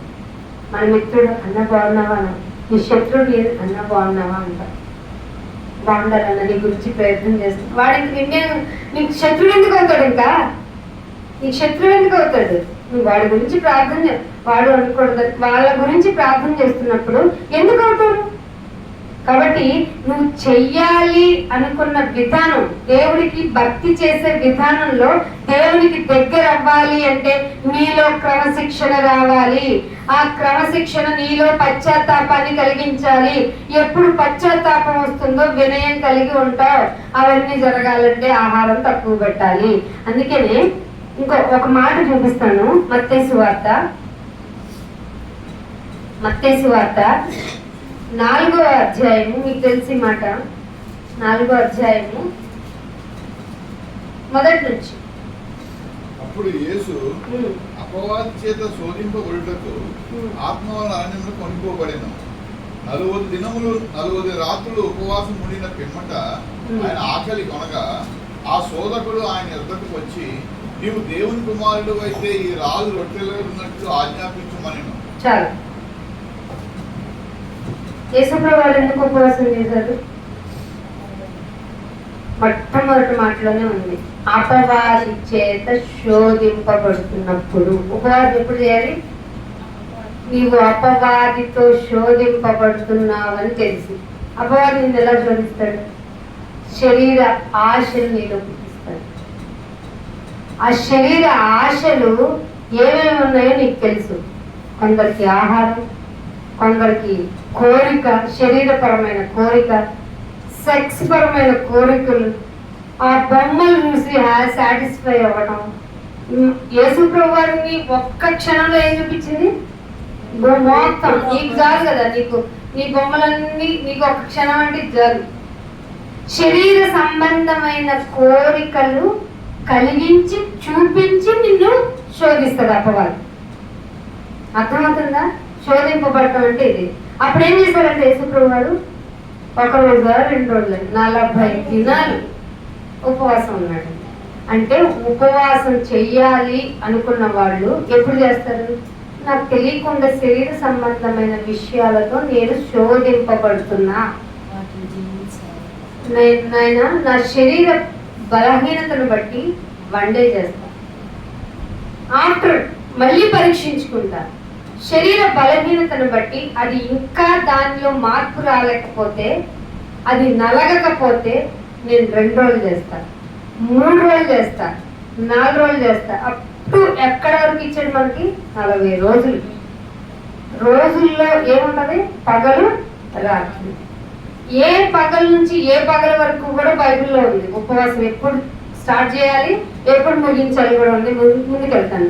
కీర్తనలు ఇంత కష్టపడి ఉపవాసం చేస్తే ఏం జరిగింది? ఒక భక్తుడు చెప్తున్నాడు చూడండి. 35వ కీర్తన, 35వ కీర్తన 13వ వచనం. వారు వ్యాధితో ఉన్నప్పుడు గోనెపట్ట కట్టుకొంటిరి. ఎప్పుడు ఉపవాసం చేయొచ్చంట? వ్యాధి ఉన్నప్పుడు కూడా ఉపవాసం చేయొచ్చు. బైబిల్ మనకి ఇచ్చిన హింట్. అపవాదితో శోధింపబడుతున్నప్పుడు నీకు తెలిస్తే, ఆ అపవాది నిన్ను ఎలా శోధిస్తున్నాడో నీకు తెలుసు. ఒక్కొక్కళ్ళు లంచం తీసుకోకుండా బతకలేరు, ఒక్కొక్కళ్ళు దొంగతనం చేయకుండా బతకలేరు. అది అపవాది శోధనే. అపవాది ఏం చేస్తాడు? దుష్టక్రియలో పాల్పంచుకోమంటాడు. నీకు తెలియని దుష్టక్రియ ఏంటి? అన్నీ తెలుసు నీకు. ఏది చేయకూడదో తెలుసు, ఏది చేయాలో తెలుసు, చేయకుండా ఉంటే ఏమవుతుందో తెలుసు, అన్నీ తెలుస్తాయి నీకు. అన్నీ తెలిసిన నీకు దేవుడు ఏం చెప్తున్నాడంటే, అపవాది నిన్ను శోధించకుండా ఉండాలి అంటే నువ్వు ఉపవాసం చేసుకో. ఇక్కడ ఏం చెప్తున్నాడంటే 35వ కీర్తనలో ఎన్నో వచ్చిన 13వ వచ్చిన, వారు వ్యాధితో ఉన్నప్పుడు ఆ టైంలో వాళ్ళకి చెప్పబడిన మాట ప్రకారం ఉపవాసం అంట ఎలా చేసేవాళ్ళంట? గోనె పట్ట కట్టుకొని ఉపవాసం చేసి ప్రాణాన్ని ఆయాసపరుచుకున్నారట. ఉపవాసం చేసి ఏం చేయాలి? వ్యాధితో ఉన్నప్పుడు. మీకు ఇక్కడ అర్థమవుతుందా లింక్? వ్యాధితో ఉన్నప్పుడు ప్రాణాన్ని ఆయాసపరుచుకోవాలి ఉపవాసం చేసి. అప్పుడు అయినను నా ప్రార్థన తిరిగి నాకు ఎదలోకే వచ్చింది. అయినా యూజ్ లేదా? ఉపవాసం చేసిన, వ్యాధితో ఉన్నప్పుడు చేసిన ప్రార్థన రిటర్న్ అయిందట. ఎందుకని అయి ఉంటుంది చెప్పండి? ఎందుకని అయి ఉంటుంది? వ్యాధి ఇచ్చైనా నీకు బుద్ధి చెప్పాలనుకున్నాడు.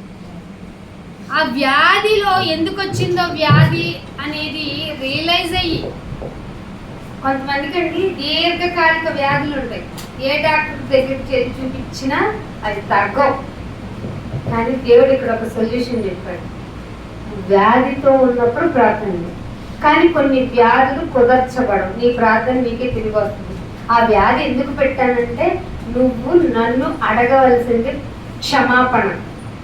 కానీ జీవపడంతో అడగవు, శరీరాశతో అడగవు. ఎందుకంటే నీకు నేత్రాశ ఉంది కాబట్టి. ఇలా నలకొట్టుకోవడం తెలియలేదు కాబట్టే నీ ప్రార్థన నీకు తెలిసొచ్చింది. దేవుడు అంటున్నాడు, ప్రార్థన చేసుకున్నప్పుడు, వ్యాధిలో ఉన్నప్పుడు గోని బట్ట కట్టుకున్నా నేను ఒక్కొక్కసారి విన్నా నువ్వు ఉపవాసం చేసేస్తాను నాయన. బాధ వచ్చినా, శోధన వచ్చినా అనుకున్నా ఇక్కడ చూడండి. మీరు లాస్ట్ వరకు నేను చెప్పే మాటలను బట్టి మీరు ఒక కంక్లూజన్కి రాకండి. పాఠం అంతా అయిపోయిన తర్వాత ఈ పాఠాన్ని మళ్ళీ ఇంకొకసారి విన్న తర్వాత ఉపవాసం చెయ్యాలని మీ మనసులోనికి అనిపిస్తేనే చెయ్యాలి. ఏమంటున్నాడంటే, ఎస్తేరు గ్రంథంలో కూడా ఒక మాట ఉంటుంది. ఎస్తేరు గ్రంథము మీకు తెలుసు కదా, ఎస్తేరు గారు ఎలా ప్రార్థించారో. 4వ అధ్యాయము 16వ వచనం. నీవు పోయి దోషమునందు కనబడి యూదులందరినీ సమాజ మందిరములకు సమకూర్చి నా నిమిత్తం ఉపవాసము నుండి 3 దినములు అన్నపానములు చేయకున్నది. ఎన్ని రోజులు చేయొచ్చు? మినిమం 3 రోజులు చేయొచ్చు. మాక్సిమం మీకు చాలా క్వశ్చన్కి ఆన్సర్లు వస్తున్నాయి. ఉపవాసం ఎప్పుడు చేయాలి, ఎందుకు చేయాలి, ఈ పాఠంలోనే అన్నీ వచ్చేస్తాయి మీకు. ఎన్ని రోజులు? మినిమం 3 రోజులు చేయొచ్చు, మాక్సిమం 40 days చేయొచ్చు. బైబిల్ దేవుడు మనల్ని ఎంతగా ప్యాంపరింగ్ చేసి చెప్పాడు చూడండి సూత్రాలు. 3 దినములు అన్నపానములు చేయకండి, నేను నా పనోళ్ళు నా చెలికెత్తలు కూడా ఉంటాము. ఎందుకు ఉపవాసం ఉండాలి అంటే, నేను ప్రవేశించుట న్యాయ వ్యతిరేకం ఉన్నప్పుడు ఉపవాసం చేయాలి. మనకు న్యాయం జరగట్లేదు, మనకు న్యాయం వ్యతిరేకంగా ఉంది, అప్పుడు ఏం చేయాలి? ఉపవాసం చేయాలి. ఇదేంటి బైబిల్ అంతా ఉపవాసం చేయమని చూపిస్తుంది? న్యాయము వ్యతిరేకంగా ఉన్నప్పుడు నువ్వు ఉపవాసం చేయి. ఎస్తేర్ గారు చేసి గెలుచుకున్నారట, న్యాయం గెలుచుకున్నారు. ఆయన చూడగానే అంటే రాజుగారి ఫేస్ చాలా జాలి, పాపం పిల్ల అనిపించిందండి. అమ్మ రాణమ్మ వచ్చే అన్నారంట. రాజధాని ఆవిడ వైపు చూపించాడంటే ఆవిడని స్మాష్ చేసేయాలట. కానీ ఆవిడ చూడగానే ఆవిడకి టైం ఇవ్వాలనిపించిందంట. అలా అనిపించింది అంటే బిఫోర్ ఏం జరిగింది? ఉపవాస ప్రార్థన జరిగింది. 3 రోజులు ఉండండి, వెనక బ్యాచ్ మొత్తం మీరంతా ఉండండి, నాతో పాటు గిన్నెకు నన్ను డెకరేట్ చేయి అన్న చెలికత్తెలు కూడా ఉపవాసం చేసింది. నువ్వేమో ఉపవాసం చేస్తానంటావు, పైగా నీ ఫ్యామిలీకి చెప్పనంటావు. ఇవాళ నువ్వు నాకు జ్యూస్ పట్టరా, నాకు ఫ్రూట్స్ పట్టరా? ఎందుకు? తెలుసు కదా నేను చెప్పనని, తెలుసు నేను చెప్పడం, చెప్పకనే చెప్తున్నావు. మీకు అందరికీ వండి పెట్టాలి అంటే నాలో కూడా మరి నేను ఉపవాసం ఉంటున్నప్పుడు మీరు కూడా ఉపవాసం ఉండండి అని చెప్పే ధైర్యం ఎందుకు రాట్లా ఈ వంటింటి మహారాణులకు? ఎందుకంటే పాపం ఇంటి మీద, ఇంటి సభ్యుల మీద ప్రేమ ఎక్కువ, శరీర సంబంధమైన ప్రేమతో చచ్చిపోతారు. వీళ్ళు దేవుళ్ళలో పెంచాలంటే నేను ఉపవాసం ఉన్నా, మీరు కూడా ఉండండి. ఉంటారా? ఖచ్చితంగా ఉంటారు. ఇంకొక బ్యాచ్ ఉంది మీకు తెలుసు కదా, నినివే పట్టణస్తులు పశువులు కూడా ఉంచేశారంట. పశువు అలా నడుస్తుంది కదా, అవును లేదా? వాటికి చెప్పారా? మేబీ ఒక యజమాని మాట ఉంటుంది కదా, పశువుల్ని కూడా మెయింటైన్ చేయొచ్చు, ఉపవాసం ఉండు అని. ఇంట్లో వాళ్ళకి చెప్పట్లేదు. ఇంటి యజమాని ఈ రోజంతా ఉపవాసం ఉందాం మనం అని చెప్పండి. డాడీ నాకు బాగా ఆకలి అవుతుంది, పైగా సాటర్డే వీకెండ్ స్టార్టింగ్ ఇక్కడి నుంచే కదా, నాకు ఇవి పట్టరా అవు పట్టరా అని అన్నారు. నోరు మూసుకొని ఉపవాసం చేయరా అని అంటారా? చెప్తాను నేను, నీకు తీసుకొస్తాలే. ప్యాంపరింగ్ ఎందుకు? పిల్లలకి చిన్నప్పటి నుంచే రెగ్యులేషన్స్ నేర్పించాలి, కంట్రోలింగ్ నేర్పించాలి. అసలు నేను చెప్పొచ్చేది ఏంటంటే, మీకు సెల్ఫ్ కంట్రోల్ రావాలి అంటే ఉపవాసం చేయాలి. ఇంకేమంటున్నాడంటే, దుఃఖము పశ్చాత్తాపము రావాలి. సామాన్యంగా మనకు సత్యం అంతా తెలిసిన తర్వాత ఏడవకూడదండి, మారు మనసు నిమిత్తం ఒక్కసారే మనకు ఏడిపోతుందని అంటాం. నిజం చెప్తున్నానండి, దేవుడు మనల్ని క్షమించిన విధానాన్ని గుర్తు చేసుకుంటే ప్రతిరోజు ఏడుస్తాం. ఆయన మనకు కలగజేసిన బహుమానాల్ని, వసతుల్ని, మనల్ని పోషించే విధానాన్ని, మనకి ఏర్పరిచిన పరిస్థితులను, అనుకూలపరిచిన ప్రతి విధానాన్ని తలుచుకొని క్షణం ఆయనకి స్తుతులు చెల్లిస్తూ ఏడుస్తూనే ఉంటావు. లేకపోతే ఏమైపోతుందో కదా మనం.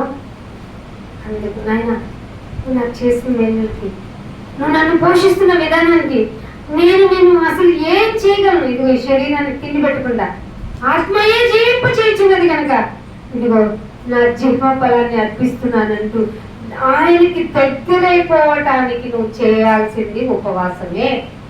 చేయాలా వద్దా? నేను మీరే చెప్తున్నా చేయాలని, నేను చెప్పలేదే.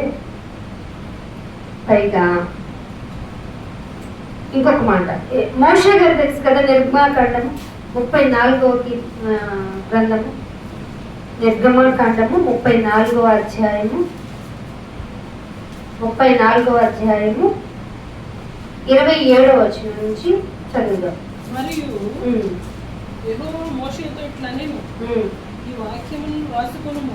ఎవరు చెప్పారండి? డైరెక్ట్ గా మోషేకి ఏం చెప్పారంటే, దేవుడే స్వయంగా ఉన్నవాడైన దేవుడు. అఫ్ కోర్స్ మనకి అక్కడికి వచ్చిన ప్రధాన దూత అనుకోండి, ఆ తర్వాత తెలుస్తుంది. ఏం చెప్పాడట? ఈ వాక్యములను రాసుకో. మనం చెప్తే రాసుకుంటాం ఎవరన్నా? చాలా మంది రాసుకో. ఎలాగనగా ఈ వాక్యమును బట్టి నేను నీతోను ఇశ్రాయేలుతోను నిబంధన చేసి ఉన్నాను. అతడు 40 రాత్రి పగళ్ళు కలిపితేనే వండి కదా. పగలు ఫుల్గా తినేస్తాం, పగలేం చేస్తాం, రాత్రికి ఉపవాసం ఉండాలని చికెన్, బిర్యానీ, ఫ్రూట్స్, వెజిటేబుల్స్, సూప్లు అన్నీ ఏ కోరికలునే ఆ రోజే చేసి సాయంత్రం నుంచి స్టార్ట్ చేస్తాం. కొంచెం గోరువెచ్చగా పాలు పంపించండి అంటే ఎందుకమ్మా అంటే ఉపవాసం పగలంతా తిన్నాం, ఉపవాసం అలా చేయకూడదు. ఇప్పుడు తెలిసింది కదా, రేయి పగలు కలిపితే ఒకటే. మినిమం ఎన్ని డేస్? 3 days, maximum 40 days. ఇది మాత్రం మర్చిపోకండి. రాత్రి పగలు యెహోవాతో కూడా అక్కడ ఉండెను. ఉన్నప్పుడు ఏం చేశాడంటే రాసుకుంటున్నప్పుడు అంటే దేవునితో తన యొక్క రిలేషన్ ని పెంచుకోవడానికి పగలు రాత్రి భోజనము చేయలేదు, నీళ్లు తాగలేదు, ఆ నిబంధన వాక్యాలన్నీ రాసుకుంటా ఉన్నాడు. సందర్భం కంక్లూజన్ చెప్తున్నా, మీకు అర్థమవుతుందా? ఈ ఉపవాసం ఉన్నప్పుడు ప్రార్థన చేస్తూ చేస్తూ మళ్ళీ రాసుకోండి. ఆయన ప్రేమ గురించి, ఇలా చెప్పబడిన మాటల గురించి, మీ హృదయాన్ని తట్టిన దాని గురించి చదవండి.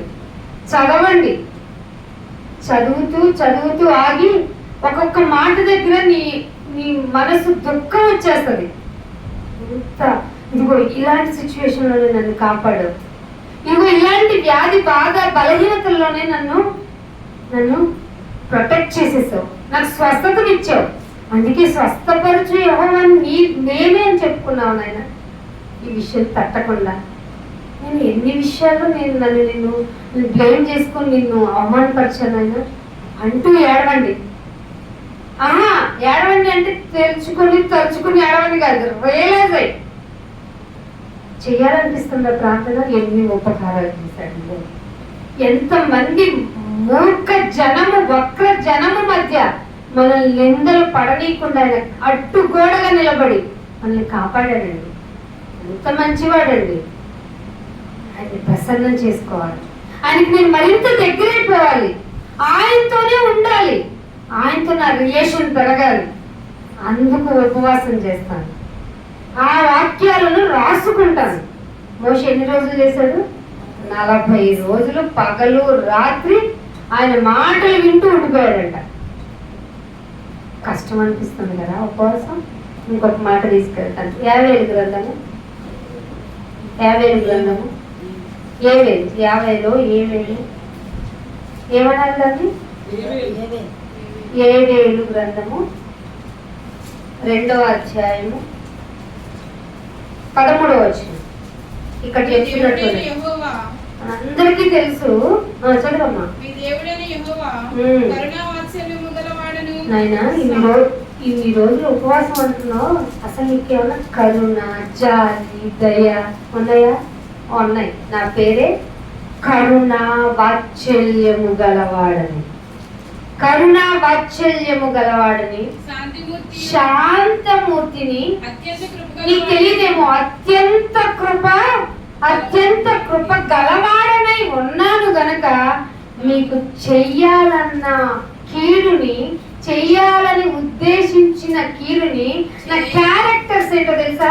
అత్యంత కృపా బాహుళ్యము గల నేను చెయ్యాలనుకున్న కీడుని చేయక పశ్చాత్తాపడును గనుక మీ హృదయములను, మీ వస్త్రాలని కాదు, హృదయములను చింపుకొని ఆయన తట్టు తిరగండి. 12వ వచనంలో ఏం చెప్తున్నాడు చూడండి ఫస్ట్. అసలు ఇప్పుడైనా మీరు ఉపవాసం ఉండి, ఎందుకు నన్ను ఉపవాసం ఇన్ని రోజులు ఉపవాసం, అన్ని రోజులు ఉపవాసం, ఎందుకు నన్ను ఇంత బాధపడుతున్నావు అంటే, నేనేమి కరుణ లేని వాడిని అనుకో మాకు, నాకు వాత్సల్యత లేదని అనుకో మాకు, నేను అత్యంత కృపగల వాడిని, పైగా నేను కరుణ వాత్సల్యత కలిగిన వాడిని, అందుకే నిన్ను ఇప్పుడైనా నీ కోసమే ఉపవాసం ఉండమంటున్నాను. ఉపవాసం ఉంటే నువ్వేం చేస్తావు అంటే కన్నీళ్లు విడుస్తావు. ఉపవాసం ఉండి బయట కూర్చొని కబుర్లు చెప్పమాట. అక్క ఏం చేస్తున్నావు అన్న, వెళ్ళి కూర్చోమాక. అన్న ఏంటి ఇవాళ డల్గా ఉన్నావు? ఉపవాసం అన్న, కాసేపు ఇట్లా టైం పాస్ అవుతుంది వచ్చి చేయమాక. ఉపవాసం ఉండి కన్నీరు విడిచి దుఃఖపడుతూ మనస్ఫూర్తిగా ఆయన యొద్దకు తిరిగి వచ్చి వచ్చేటప్పుడు ఆ ఎమోషనల్ లో నువ్వు వస్త్రాలుగా చింపుకోవాల్సింది. ఏం చింపుకోవాలి? హృదయం చెరగాలి ఉపవాసం ఉంటే. అర్థమవుతుందా? ఎందుకు ఉపవాసం చేస్తే బాగుండనిపిస్తుంది కదా. నిజమైన భక్తులకైతే ఇలాగ అనిపిస్తుంది. లేకపోతే ఆయన కరుణ లేనివాడు, అచ్చలత లేనివాడు, కొడుపై లేనివాడు అనిపిస్తుంది. అందుకే ఆయన ఇంటిచ్చేసాడు, ఉపవాసం ఉంటే దుఃఖపడుతున్నావా? దుఃఖపడలా. నువ్వు ఉపవాసం ఉంటే ఏం విడవాలి? కన్నీళ్ళు విడవాలి. ఒక్క చొక్క నీకోసం నువ్వు ఏడవాలి, నీకోసం నువ్వు ఏడవాలి, నీ కుటుంబం కోసం ఏడవాలి. అమ్మలారా, నా కోసం వద్దు, మీకోసం, దేశం కోసం అంతా ప్రార్థన చేయాలి. ఇది కూడా బైబిల్లో మీరు ఉపవాసం ఉండి దేశం అంతటి క్షేమం కోసం ప్రార్థన చేయండి, అందుకు ఉపవాసం ఉండండి అని ఉండింది. మీరు మనఃపూర్వకంగా తిరగకుండా ఈరోజు ఉపవాసంగా నేనేం తినకూడదు అని అనకూడదు.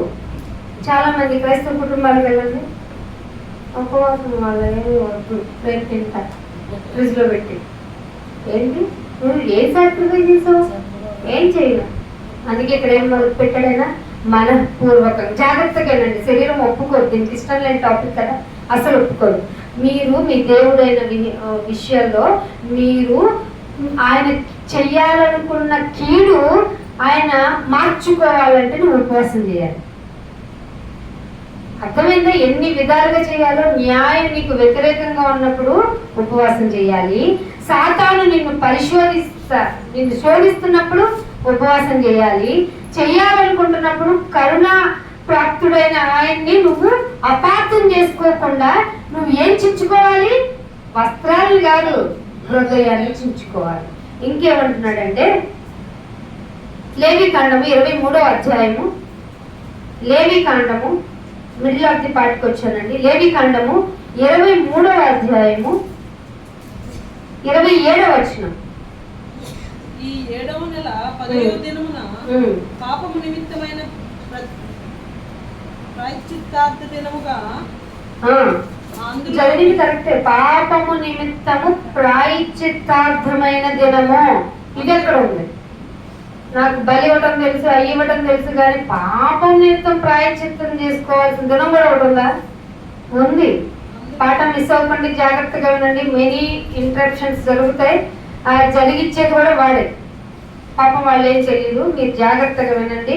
ప్రాయశ్చిత్తార్థ దినము, అందులో మీరు పరిశుద్ధ సంఘముగా కూడాలి. కొడుకుని ఏం చేయాలి? మిమ్ముని మీరే దుఃఖపరుచుకోవాలి. ఏంటైనా నన్ను నేను ఎందుకు దుఃఖపరుచుకోను? నువ్వు అన్నీ ఇచ్చావు, కలిమిలో లేమిలో ఏ విషయంలోనైనా నన్ను చక్కగా సుఖంగా ఉండమన్నా నేనెందుకు దుఃఖపడాలి? నో. నీ పాపము నిమిత్తము ప్రాయశ్చిత్తమైన దినం ఒకటి ఏర్పాటు చేసుకొని పరిశుద్ధ సంఘం అంతా కూర్చొని మిమ్మల్ని మీరే దుఃఖపరుచుకొని దాన్ని ఒక హోమంగా చేయండి. ఏమన్నాడు? హోమంగా చేయడం అంటే ఎంత నిష్టగా ఉండాలో తెలుసా? మౌన వ్రతం చేస్తారు. నాకు ఫ్రెండ్స్ చాలా మంది తెలుసు. చాలా టాపిక్ ఇవాళ నీతో మాట్లాడాలన్నప్పుడు పైగా ఆవిడ పూజారి కూతురు ఇవాళ నేను మౌన వ్రతం అని రాసేది. ఎంత ఇరిటేషన్ వచ్చేది, చచ్చిన మాట్లాడేది కాదు. ఇవాళ మాట్లాడాల్సినవన్నీ రేపు వచ్చి మాట్లాడేది. ఆ టైంలో ఆ సందర్భంలో నువ్వేంటి ఇలా చేసావు, మరి అప్పుడే చెప్పొచ్చు నేను వ్రతంలో ఉన్నానా లేదా అనేది. అంటే హోమంగా చెయ్యాలి అంటే వెరీ వెరీ వెరీ స్ట్రిక్ట్. నీ కాలికి వచ్చి ఒక పాము కుట్టినా పురుగు కుట్టినా నువ్వు లేవకూడదు. అలా ఉండాలి. అలా అంటే లేవద్దని కాదు. ఈ భక్తులు ఎలా తయారంటే అంత భక్తుల్లో తయారయ్యారు. పరిశుద్ధంగా బ్రతకడం అంటే తెల్ల బట్టలు వేసుకొని రావడం అనుకుంటున్నారు. పరిశుద్ధంగా అంటే ఈ లోక మాలిన్యాన్ని అంటించుకోకుండా బ్రతకడమే పరిశుద్ధత. నిష్కలంకమైన భక్తి తెలుసు కదా. లోకమాలిన్యం అంటించుకోవటమే ఫస్ట్. అలా చేయాల్సిన ప్రాసెస్ లో మీరు దుఃఖపరచుకోవాలంటే మిమ్మల్ని మీరే అది ఒక హోమంగా చేయాలి. హోమంగా చేయాలన్నప్పుడు అన్న మంచి ట్రీట్మెంట్ వస్తావా అని ఫోన్ వస్తుంది. అక్క మంచి పెళ్లి, మన బంధువుల ఇంటికి పేరెంటానికి వెళ్ళకపోతే కనీసం నువ్వు వచ్చి కూర్చోవచ్చు కదా. నువ్వు ఎలాగో ప్రేయర్ఫుల్ మాకు తెలుసు, కనీసం ఒక పెద్దవి కదా, మా కుటుంబానికి పెద్దవి కదా, నువ్వు వచ్చి అక్కడ కూర్చోకపోతే ఎలా అంటారు. పసుపు కుంకుమ అన్నీ ఇస్తారు, ఒక్క స్వీటేగా తిను అంటారు. నువ్వా ఉపవాసాన్ని బయటకు చెప్పుకొని అన్నావు, కమిట్ అయిపోయావు. నువ్వా ఫుడ్ తినలేవు, కానీ హోమంగా దీన్ని చెయ్యాలి. శరీరం గెలుస్తుందా? ఆత్మయే జీవింప చేయుచున్నది కాబట్టి ఆత్మ గెలుస్తుందా? నేను తినలేదని చెప్పలేము. ఉపవాసం అంటే మీరు అసలు టాపిక్ లో మీ ఉపవాసాలకు వ్యతిరేకులు కదా. ఎందుకంటే మనం మొదటి నుంచి ఏం చెప్తాం, మీరు ఉపవాసం చేసి ఎట్ట చేస్తారు తెలుసా, చిరాగ్గా ముఖం పెట్టి చేస్తారు, అసలు దేవుడు ఎక్కడ చెప్పాడు మిమ్మల్ని చేయమని అని చెప్పేసాం. కానీ ఇప్పుడు మనం ఉపవాసం చేస్తున్నాం కదా, ఎందుకంటే బైబిల్ అంటే ఇది ఆప్షనల్లా కాదనేది లాస్ట్ లో మీరు డిసైడ్ అవుతారు, చెయ్యాలా వద్దా అనేది. ఇలాంటి టైంలో బయటికి చెప్పారనుకోండి, మనల్ని అసలే ఉపవాసం చేయొద్దన్న బ్యాచ్ పైగా ఆ పెద్ద ఆయన ఏదో మనం వీళ్ళ మీద రుద్దాడు, ఆయన ఫోటో చూస్తేనే మాకు చిరాకు అన్నారు కదండి. మేము ప్రత్యక్షంగా పడ్డాం. ఆయన ఫోటో వేసుకొని చెప్తారేంటి? ఆత్మీయంగా మమ్మల్ని ఆత్మలో పెంచారు, మరి పెంచొద్దా? వేసుకోవద్దా? అభిమానంతో వేసుకోవడం లేదా? ఆయన ఫోటో ఉందని వాటిని వద్దంటారా? ఎంత దుస్తులు మీరు! మీకు పెట్టాలి అసలు ఉపవాసం, మిమ్మల్ని కూర్చోబెట్టి ఉపవాసం చేయించాలి. కానీ మేమే ఉపవాసం ఉంటాం. ఎందుకో తెలుసా? శత్రువునైనా ప్రేమించమన్నా నిన్ను, నువ్వు అంధభక్తుడిగా ఉన్న నీకోసం నేను చేయొద్దా అంటే లోకంలో ఉన్న అంధభక్తుల కోసం ఉపవాసం చేయాలి. ఇంకొక మాట ఏమన్నాడు? పరిశుద్ధ సంఘంగా కూడుకొని మిమ్మల్ని మీరే దుఃఖపరుచుకుని హోమంగా చేయాలి. 23లో ఏమంటాడు చూడండి, ఈ చేసే ప్రాసెస్ లో ఏమంటాడు?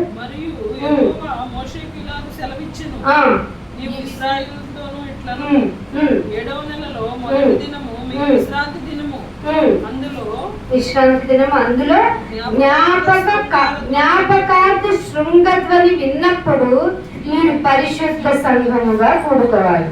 పరిశుద్ధ సంఘం ఎక్కడ కూడుకోవాలంట? ఏం జ్ఞాపకం చేసుకోవాలి? నా పూర్వపు పాపాలన్నీ ఉన్నాయి కదా, ఆయన జ్ఞాపకం చేసుకొని అన్నాడు. నిన్ను మాత్రం మర్చిపోకూడదు నువ్వు. ఎందుకంటే నీ పూర్వపు స్థితి ఏదో ఎంత చండాలమైందో నువ్వు గుర్తు చేసుకుంటే తప్ప నీకు నువ్వు దుఃఖపరచుకోలేదు. అర్థమైందా? అందుకు ఏమండి ఇవన్నీ ఇశ్రాయేలుకి రాశాడు కదా అని మనం ఒకప్పుడు వాళ్ళకి అండి ఇదేంటంటే ఇందులో చూసుకుంటే నాకు మ్యాచ్ అవుతుందని చూసుకోవాలి. ఎందుకంటే ఈ సంగతులన్నీ నీకు దృష్టాంతములు. ఇంకా 31 చూసేయండి. ఈ 31 వచ్చిన చూడండి. మెయిన్ గా ఏం చేయాలంటే ఉపవాసం ఉన్నానుగా ఇల్లంతా కడుక్కొస్తాను అనకూడదు, ఉపవాసం ఉన్నానుగా దులుపుతానని అనకూడదు, ఉపవాసం ఉన్నాను కదా బయట పనులు చూసుకొని వస్తాను అనకూడదు. అసలు ఏ పని చెయ్యకూడదు. వే ఆఫ్ ఫాస్టింగ్ ఎలా ఉండాలట? మీరు ఏ పని చేయకూడదు, అది మీ సమస్త నివాసములలో సమస్త నివాసాలలో తరతరములకు నిత్యమైన కట్టడ. ప్రళంగా అవుతుందా? ఉపవాసం చేసుకుని మిమ్మల్ని మీరు దుఃఖపరుచుకునే ప్రాసెస్ ప్రళంగ్ చేసుకోవాలి అన్నట్టుగా ఉందా లేదా? తరతరములకు నివాసం ఉంటున్న వారికి నిత్యమైన కట్టడిగా ఉందట ఈ ఉపవాసం. ఇదేంటంటే నేను ఇన్ని రోజులు ఇలా చదవలేదు. ఇంకొక మాట 32వ వచనంలో ఏమంటాడు? అది మీకు మహావిశ్రాంతి దినం. అప్పుడు ఏం చేయమంటావు నాయన? ఖాళీగా కూర్చొని కబుర్లు చెప్పుకోమంటావా? కాదు, మిమ్మును మీరే దుఃఖపరుచుకోండి. నాకు దుఃఖం రాదు నాయన, అందుకే ఉపవాసం ఉంది. దుఃఖం రాదు కాబట్టి ఉపవాసం ఉండి ఆయనకి దగ్గరగా వెళ్తూ అసలు నా పూర్వ స్థితి ఎలా ఉండేది, ఇప్పుడు నీ గురించి ఆలోచించుకుంటున్నప్పుడు నా మనసు ఏంటినైనా నేను ఎంత పాపాత్మురాలు అనిపిస్తుంది అని ఎప్పుడు ఉండాలో చెప్తున్నాడు చూడండి. మిమ్మల్ని మీరు దుఃఖపరచుకోండి. ఈ నెల 9వ నాటి సాయంకాలం మొదలుకొని ఉపవాసం ఎప్పుడు స్టార్ట్ అవ్వాలి? ఎర్లీ మార్నింగ్ కాదు, సాయంకాలం మొదలుకొని మరుసటి సాయంకాలంతో ముగియాలి. ఒకరోజు చేస్తాను నేను, నా వల్ల కాదు 3 రోజులు అనుకుంటే ఇంకా ఆప్షన్ ఇచ్చాడు. ఆయన కృపావాత్సల్యం గలవాడు కదా. ఇంకా చదువుకున్నాం కదా, ఈ రోజు సాయంకాలం మొదలెడితే, ఎందుకంటే బాగా రిలాక్స్ అయ్యేది బాడీ ఇప్పుడే, రకరకాల కోరికలు పుట్టేది ఇప్పుడే. సాయంకాలం అయిన తర్వాత వేడిగా ఏం తిందాం, వర్షం పడుతుంటే బజ్జీ వేద్దామా, పునుగులు వేద్దామా, ఇంకేంటి పకోడీ వేసుకుందామా, వెరైటీగా చికెన్ తో తిందామా, ఒక కోరికలు విపరీతంగా చెప్తుంది. అందుకనే అది కోరికలు మొదలెట్టగానే అసలు నేను వాటర్ కూడా తాగనుకో అనాలి. ఎప్పుడు మొదలెట్టాలి? ఈ రోజు సాయంకాలం మొదలుకొని మరుసటి రోజు సాయంకాలం ఆ టైంకి క్లోజ్ చేసి అప్పుడు డ్రాప్ ఆఫ్ వాటర్ తాగాడు. ఎంత కఠినంగా ఉంది ఉపవాసం. ఇంకొక మాట 32లో చదివేశారు కదా, 1వ సమూయేలు గ్రంథము అయిపోవచ్చిందండి. 1వ సమూయేలు గ్రంథము 1వ అధ్యాయము 6వ వచనం. ఎన్ని రోజులు ఉండాలో చెప్పాను, ఒక్క నిమిషం అండి. ఎన్ని రోజులు ఉండాలో చెప్పాను, ఎన్ని రోజులు ఉండొచ్చో చెప్పాను, లేదు వన్ డే అంటే ఆ టైము ఏ టైం నుంచి ఏ టైం వరకు చెప్పాను, ఎందుకు కూడుకోవాలో చెప్పాను, ఎవరి గురించి ఆడవాలో చెప్పాను. ఖచ్చితంగా మొహం మీద నిక్కసూటిగా మాట్లాడితే నీ గురించి నీవే దుఃఖపరుచుకోవాలని చెప్పాను. చెప్తున్న టైంలో తర్వాత ఏం చేశాడు, ఒక ఎగ్జాంపుల్ చూపిస్తున్నాను, చదవండి. యెహోవా సంతు లేకుండా చేసిన హేతువును బట్టి ఆమె వైరియకు పెనిన్న ఆమెను విసిగించుటకై అండర్లైన్ చేసుకోండి. ఆమెను విసిగించినందుకు, కోపం పుట్టించినందుకు, రెండు విసిగించింది. ఏం చేసిందంటే ఆమె విసిగించి, పెనిన్న ఏం చేసిందంటే విసిగించింది, కోపం పుట్టించింది. మనకు కూడా విసిగించే వాళ్ళు లేదా? విసిగించే వాళ్ళు ఉన్నారు లేదా? నీ భర్త నేను విసిగిస్తాడు, ఫుడ్ తొట్టు పెట్టు, నాకు ఇది వద్దంటాడు. ఎంత కష్టపడి చేస్తాను, శరీరం అలసిపోతున్నా, బాధపడుతున్నా, వద్దంటాడు. ఎక్కడ బీపీ వస్తుంది, అయినా తమాయించుకోవాలి. రాదు మనం, నువ్వే గిన్నె వండిని గిన్నె తీసుకెళ్ళ పడేస్తావు. శరీరపు క్రియలను కంట్రోల్ చేసుకోవాలంటే నిన్ను నువ్వు దుఃఖపరచుకోవాలి. అప్పుడు ఆయన తిన్నా ఉన్నాడు అనుకో, నీకేమొస్తుంది, తినండి అని సాఫ్ట్గా చెప్పగలుగుతాం. కష్టపడి వస్తున్న భర్తకి ఎదురవుతుంది భార్య, ఏంటి వాళ్ళు ఏం తేలేదు తింటానికి. ఈ మధ్య పిల్లలు ఫస్ట్లో మనం మామూలుగా పెద్దవాళ్ళు వస్తున్నప్పుడు బయట నుంచి పిల్లలు వెళ్ళేవాళ్ళు, ఇప్పుడు ఏకంగా భార్య పోతుంది. పిజ్జా తేలేదా, బర్గర్ తేలేదా, అసలు తినడానికి ఏం తావు నువ్వు? అప్పుడేం చేయాలి భర్త? నీకు నేను ఎంత కష్టపడి వస్తున్నానో ఏం చేస్తానో నీకు తెలియట్లా, నీకు అసలు నువ్వు తెచ్చిన కూరగాయలు పక్కన పడేసి ఇసురేసిపోతాడు.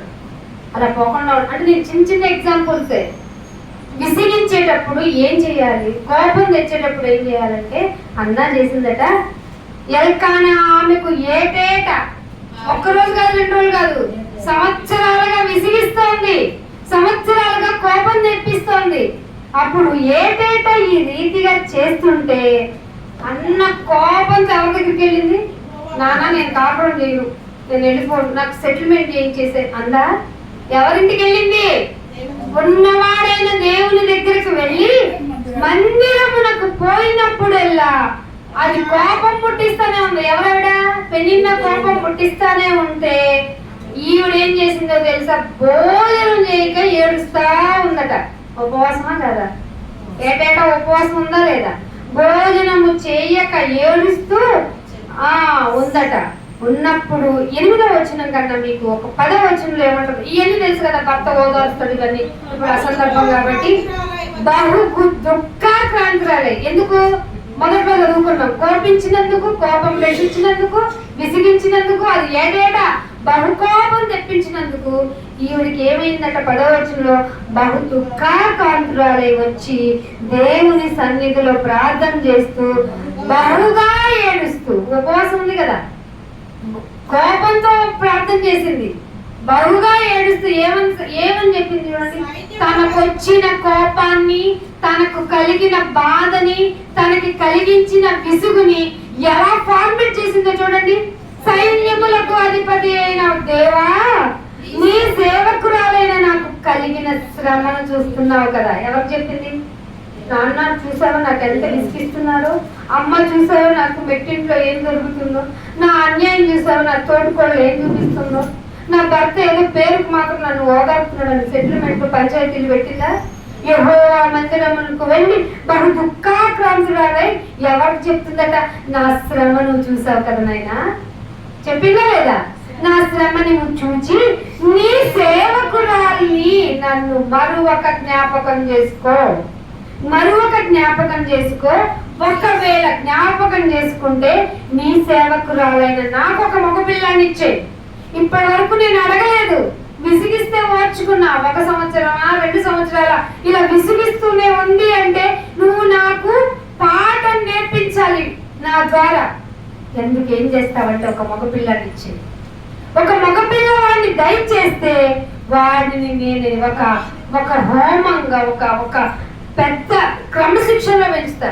శరీరపరంగా వాడి తెల మీద చారపు కత్తిని తేను, అంటే ఎప్పుడు వాడికి కత్తిరించను. అంటే వాడు ఎలా ఉంటాడు, ఇంకా అలా ఉంటుంది. హెయిర్ అంతా ఏమండి ఇప్పుడు బాగా భక్తులు ఒక మంచి విధానంలో ఉన్నాడంటే ఎలా చూపిస్తున్నారు, లోకస్తుల్లో మంచి హెయిర్ ఉంటుంది. అప్పుడు కూడా వీళ్ళు ఇశ్రాయేలీలంతా హెయిర్ కట్ చేసుకోరు కామన్ గా. అందుకని నేను వాడి తల మీదకి చారపు కత్తి ఎన్నటినీ రానిక వాడు బ్రతికే దినాలన్నీ ఏం కమిట్మెంట్ చేసుకుందండి. కోపాన్ని ఎలా ఫార్మేట్ చేసిందండి.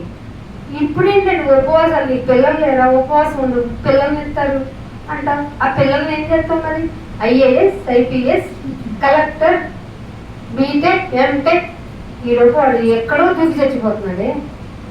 ఏమంటున్నానంట, వాడు బ్రతుకు దినములన్నిట నేను వాణిని ఉన్నవాడైనా నీకు అప్పగించేస్తా. ఉపవాసం ఉండి ప్రార్థన చేస్తే తెలివి వివేచన కలిగి దేవుడికి సమర్పించుకోవటం, నీకు కలిగిన నీ సొత్తు నీ బంగారాన్ని దేవుడికి ఇవ్వటం ఎలాగో నీకు వివేకం కలుగుతుంది. నేర్పించింది అన్న. నిన్న హింస పెడితే ఏం నేర్చుకుంది? దేవుడికి ప్రామిసింగ్ చేసింది, నీకు నువ్వు నాకు బిడ్డనిచ్చే, బిడ్డని ఎలా పెంచాలో ఎవరి కోసం పెంచాలో నేను చూపిస్తా. అప్పుడు చచ్చి బాధపడేది ఎవరు? పెళ్ళిన్న. ఎవరికి చెప్పుకుంటే ఈ సొల్యూషన్ వచ్చింది? పక్కింటాకి ఏమైనా అరకమంది ఉందా నా పిల్లలు వాడటానికి అడగదు. అర్థమైందా? ఎందుకు చేయాలి? నీకు ఏదన్నా విసిగించే పరిస్థితులు మనుషులు ఉంటే, నీకు కోపం కలిగించే విషయాలు జరిగితే, నీకు ఏదైనా లోటై ఉంటే, అది పిల్లల గురించిన లోటైనా ఉంటే, అది నీకు కలిగిన దాన్ని దేవునికి సమర్పించాలి అన్నా కూడా నువ్వు ఉపవాసం ఉండాలి. ఎవరు నేర్పడింది? నిన్న నేర్పింది. అందుకని హెజ్రా గ్రంథము 8వ అధ్యాయము, హెజ్రా గ్రంథము 8వ అధ్యాయము 21వ వచనం. ఎవరెవరు చేశారో చెప్పి ముగిస్తాను. ఏ సందర్భాల్లో చేశారు? దేవుని సన్నిధిని మమ్మల్ని మేము దుఃఖపరచుకొని మాకును మా చిన్నవారికి చదువు. దేవుని సన్నిధిని మమ్మును మేము దుఃఖపరచుకొని మాకు మా చిన్నవారికి మా ఆస్తికి శుభ ప్రమాణము కలిగినట్లు. ఎవరెవరికట ఉపవాసం? మా ఆస్తికి శుభ ప్రయాణము కలుగునట్లు ఆయనను వేడుకొనుటకు నది దగ్గరికి వెళ్ళి ఉపవాసం ఉందాం రండి అనుకున్నారట. అంటే ఉపవాసం దేనికోసం చేయొచ్చు? మీ గురించి, మీ చిన్నల గురించి, మీ ఆస్తి గురించి. అసలు మీకు శుభ ప్రయాణం మీ జీవితంలో జరగాలంటే మీరు ఉపవాసం ఉండాలి అని ఎజ్రా గారు చెప్తున్నారు. చిన్నల గురించి, వారి భవిష్యత్తు గురించి ప్రార్థన చేయాలని ఎజ్రా గారు ముందే చెప్పారా? చెప్పారు. మీ జీవితాల్లో శుభ ప్రయాణం జరగాలంటే ఏముండాలట? అది ఏదైనా పెళ్లిళ్ళు జరిగిన చిన్నప్పుడు చాలా మంది విషయాల్లో ఏదైనా శుభకార్యం జరిగేటప్పుడు ఉపవాసం ఉండేవాళ్ళు. వీళ్ళ దగ్గర నుంచి నాకు బాగా తెలుసు. ఎందుకుంటారు అంటే శుభం జరగాలంటే ముందు ఉపవాసం ఉండాలట. మీకు తెలుసో లేదు, పెద్దవాళ్ళు కొంతమందికి తెలిసే ఉంటది. ఎందుకయ్యా అంటే దేవుణ్ణి ప్రసన్నం చేసుకోవడానికి. ఇది ఇక్కడి నుంచి వచ్చిందన్నమాట. సో మనకు ఒక హింట్ వచ్చింది. ఏదైనా శుభం జరగాలి అంటే ఉపవాసం ఉండాలి. మీ చిన్నవి వాళ్ళ భవిష్యత్తు బాగుండాలంటే శుభం జరగాలి. మీ ఆస్తి కూడా హ్యాపీగా మీకు లీడ్ అవ్వాలి అంటే మీరు శుభంగా ఉపవాసం చేయాల్సిందే. శుభ పరిణామాలు మీ జీవితంలో మీ ప్రయాణాల్లో జరగాలంటే ఉపవాసం ఉండాల్సిందే. 22వ వచనంలో ఏమంటాడు చూడండి, మేలు కలగజేయుటకై ఆయనను ఆశ్రయించాలి. ఇదే జరుగుతుంది కాదట. మేలు జరగాలంటే మీరు ఉపవాసం ఉండాలి, ఆయన్ని ఆశ్రయించాలి. మా దేవుని హస్తం మాకు తోడుగా ఉండాలంటే ఆయన హస్తము, ఆయన ఉగ్రతయు ఆయన్ని విసర్జించిన వారికి పోవాలి, మాకు ఉండకూడదు. పాత పాత కాలంలో ఇలా ఉపవాసం ఉన్నారంట. ఉపవాసం ఉండాలనిపిస్తుంది కదా, శుభం జరగాలి నాయన మనసులో ఎక్కడ అనిపిస్తుందా? అనిపించట్లేదా? శుభం జరగాలి. ఎవరు కోరుకోరు శుభం జరగాలని? చిన్నపిల్లలు బాగుండాలంటే శుభం జరగాలి. నీ ఆస్తి బాగుండాలంటే శుభం జరగాలి. నీ ఆస్తి బాగుండాలంటే ఫర్ ఎగ్జాంపుల్ నాకు రోడ్డు పక్కన పెద్ద బిల్డింగ్ ఉందండి అని, అప్పుడే గవర్నమెంట్ ఆర్డర్ వస్తుంది, డ్యూయల్ రోడ్డు చేస్తున్నాం మొత్తం పోతుంది. అలాంటి పరిణామాలు ఏం జరగకుండా ఉండాలంటే కూడా ఆయన ప్రసన్నం చేసుకోవచ్చట. ఆస్తి లేకపోతే నేను ఆస్తి కర్తనగా చేస్తానన్నాడా లేదా? అందుకోసం కూడా ఉపవాసం చేసుకోవచ్చు. ఇంకొక మాట, 2వ దినవృత్తాంతాల గ్రంథము 20వ అధ్యాయము 3వ వచనం. 20వ అధ్యాయము 3వ వచనం. అందుకు యెహోషువపాతు భయపడి యెహోవా యొద్ద విచారించుటకు మనసు నిలుపుకొని యెహోవా యొద్ద విచారించటానికి మనసు నిలుపుకొని యూదా అంతటా ఉపవాసం ఉన్నారంట. ఉపవాసం ఆచరించాలని ఓన్గా చాటింపు వేసుకున్నారట. అంటే నీకు ఏ విషయంగా అయినా విచారణ కావాలి. ఏ విషయంలోనూ నీవు డెసిషన్ తీసుకోలేకపోతున్నావు. సో ఆ విషయపరంగా నీకు విచారణ జరగాలి అనుకుంటే దానియేలు చేశారు తెలుసుగా మీకు. దానియేలు గారు ఉపవాసం ఉన్నారు. ఏ విషయాలకు అది తగ్గడంలా ఉపవాసం ఉండి ప్రార్థన చేసుకున్నారు. అధ్యాయం అంతా చదవండి. అందుకే అంటున్నాడు, యెహోవా యొద్ద విచారించడానికి మనసు నిలవదు, కాన్సన్ట్రేట్ ఉండదు. ఇక్కడ ఉంటామా, స్టవ్ ఆడతామో లేదో, తాళం వేసామో లేదో, రేపు జాబ్ లో ఏమవుతుందో, నా భవిష్యత్తు ఏమవుతుందో, ఇలా నీ మనసు అటు ఇటు అమెరికా నుండి ఆస్ట్రేలియా వరకు అలస్కా వరకు తిరిగి వచ్చేస్తుంది. మనసు నిలుసుద్దా? నిలవదు. గనక మనసు నిలవాలి అంటే ఏం చేయాలి? ఉపవాసం చాటించాలి. ఆయన యొక్క విచారణ చేయటానికి మనసును నిలుపుకోవడానికి ఉపవాసం చేయాలి. శుభం జరగాలంటే చేయాలి. చిన్నపిల్లల గురించి చేసుకోవాలి, నీ ఆస్తి గురించి చేసుకోవాలి, నిన్ను నువ్వు దుఃఖపరచుకోవడానికి చేసుకోవాలి. ఇన్నున్నాయేంటి? ఇంకొక మాట, యోనా గ్రంథము 3వ అధ్యాయము 4వ వచనం. యోనా ఆ పట్టణములో ఒక దిన ప్రయాణం అంత దూరము సంచరించుచు 40 దినములకు నీనివే పట్టణం నాశనం అవుతుందని చేశాడు. చేస్తే 5వ వచనంలో ఏం చేశారంట? సిటీ మొత్తం నినివే వారు దేవుని యందు విశ్వాసం ఉంచి ఉపవాస దినం చాటించుకున్నారు. ఈ దేవుడు చెప్పాడు ఉపవాసం చేయమని, వాళ్ళే చేసుకున్నారా? వాళ్ళంతట వాళ్ళే ఉపవాసం ఉండి విశ్వాసం ఉంచుకొని గనులేమి అల్పులేమి రాజు దగ్గర నుంచి అందరు గోనె పట్ట కట్టుకునేది. రాజు కూడా 6వ వచనంలో వినబడినప్పుడు అతడు సింహాసనం దిగేసి రాజవస్త్రం తీసేసి గోనె పట్ట కట్టుకొని బూడిదలో కూర్చున్నాడు. మనం బూడిదలో కూర్చున్నంత పని చేయాలి. గోనె పట్ట కట్టుకున్నంత వరకు వెళ్ళాలి. ఆ రోజు మంచి మంచి పాత్ర తీసుకొని కట్టుకుంటే శరీరం అనేది ఎందుకే? అసలే నీ నుండి నేను వేరైపోతే నేను తీసుకెళ్ళి ఏ వస్త్రాన్ని కడతారు చెప్పండి? నాకు ఇష్టమైంది మంచి కలర్ ఉన్న బాగా కాస్ట్లీగా కొనుక్కున్న చీర తెచ్చేయండి అని బతుకున్నప్పుడు చెప్పాను అనుకోండి, నా వాళ్ళు ఉంటారు కదా రక్త సంబంధులు, కడుపు చించుకొని పుట్టిన వాళ్ళు, ఎందుకంత ఖరీదైంది మట్టిలోకి వేసేది, ఆ తెల్లంగా ఉంటుంది తెచ్చి కప్పేండి ఆ శవానికి అంటారా లేదా? ఎందుకండి అలా పెడతారే నిన్ను అని చెప్పి అతి పాతది. ఎందుకంటే ఇలా అతి పాతది వెతుక్కుంటే వస్త్రాలు కొనుక్కుంటూనే ఉండాలన్న ఆశ తెచ్చుద్ది. అర్థమవుతుందా? వస్త్రములు చించుకొని గోనె పట్ట కట్టుకొని బూడిదలు ఎందుకు కూర్చోవాలో తెలుసా? అంటే వాళ్ళు ఎందుకు కూర్చున్నారో తెలుసా? ఎప్పటికైనా నువ్వు వెళ్ళి బుడగలో కూర్చోవాలి. ఈ లోపు నన్ను నేను దుఃఖపరుచుకుంటే నా దేవుడి దగ్గరికి నేను వెళ్ళిపోతా, నిన్ను మాత్రం నీకు అలవాటు చేస్తా, బూడిదలో ఉంటే నీ పరిస్థితి నీ బ్రతుకు ఎలా ఉంటుందో చూపిస్తా, నిన్ను నలకొట్టేస్తా నా శరీరమా అని ఉపవాసం చేయాలి. ఇంకొక మాట, అదే యోగ గ్రంథంలో 9వ వచనంలో ఏమన్నాడు చూడండి. 9వ వచనం యోనా గ్రంథంలో 9వ వచనంలో మనుషులందరూ ఉపవాసం చేసేటప్పుడు అంట మనుషులందరూ తమ దుర్మార్గములను విడిచి తాము చేయు బలత్కారమైన పనులు. బలత్కారంగా ఏం చేస్తాం తెలుసా? దేవుని మందిరంలోకి వచ్చి నిద్రపోతాం. బలత్కారంగా ఏం చేస్తాం తెలుసా? అసలు దేవుని మందిరానికి రాము. బలత్కారంగా ఏం చేస్తాం తెలుసా? అసలు ఆయన మాట వినటానికి మనసును తెచ్చుకోం. ఇవి నేను కొన్ని నా నోట్లకు పుట్టి చెప్పలేకపోతున్నా. బలత్కారం మానేయాలి నాయన, అందుకు నేను ఉపవాసం ఉంటాను. నాలో దుర్మార్గం ఉంది నాయన, అందుకే దాన్ని విడిచిపెట్టేస్తాను. మనుషులేమి ఏం చేశారట?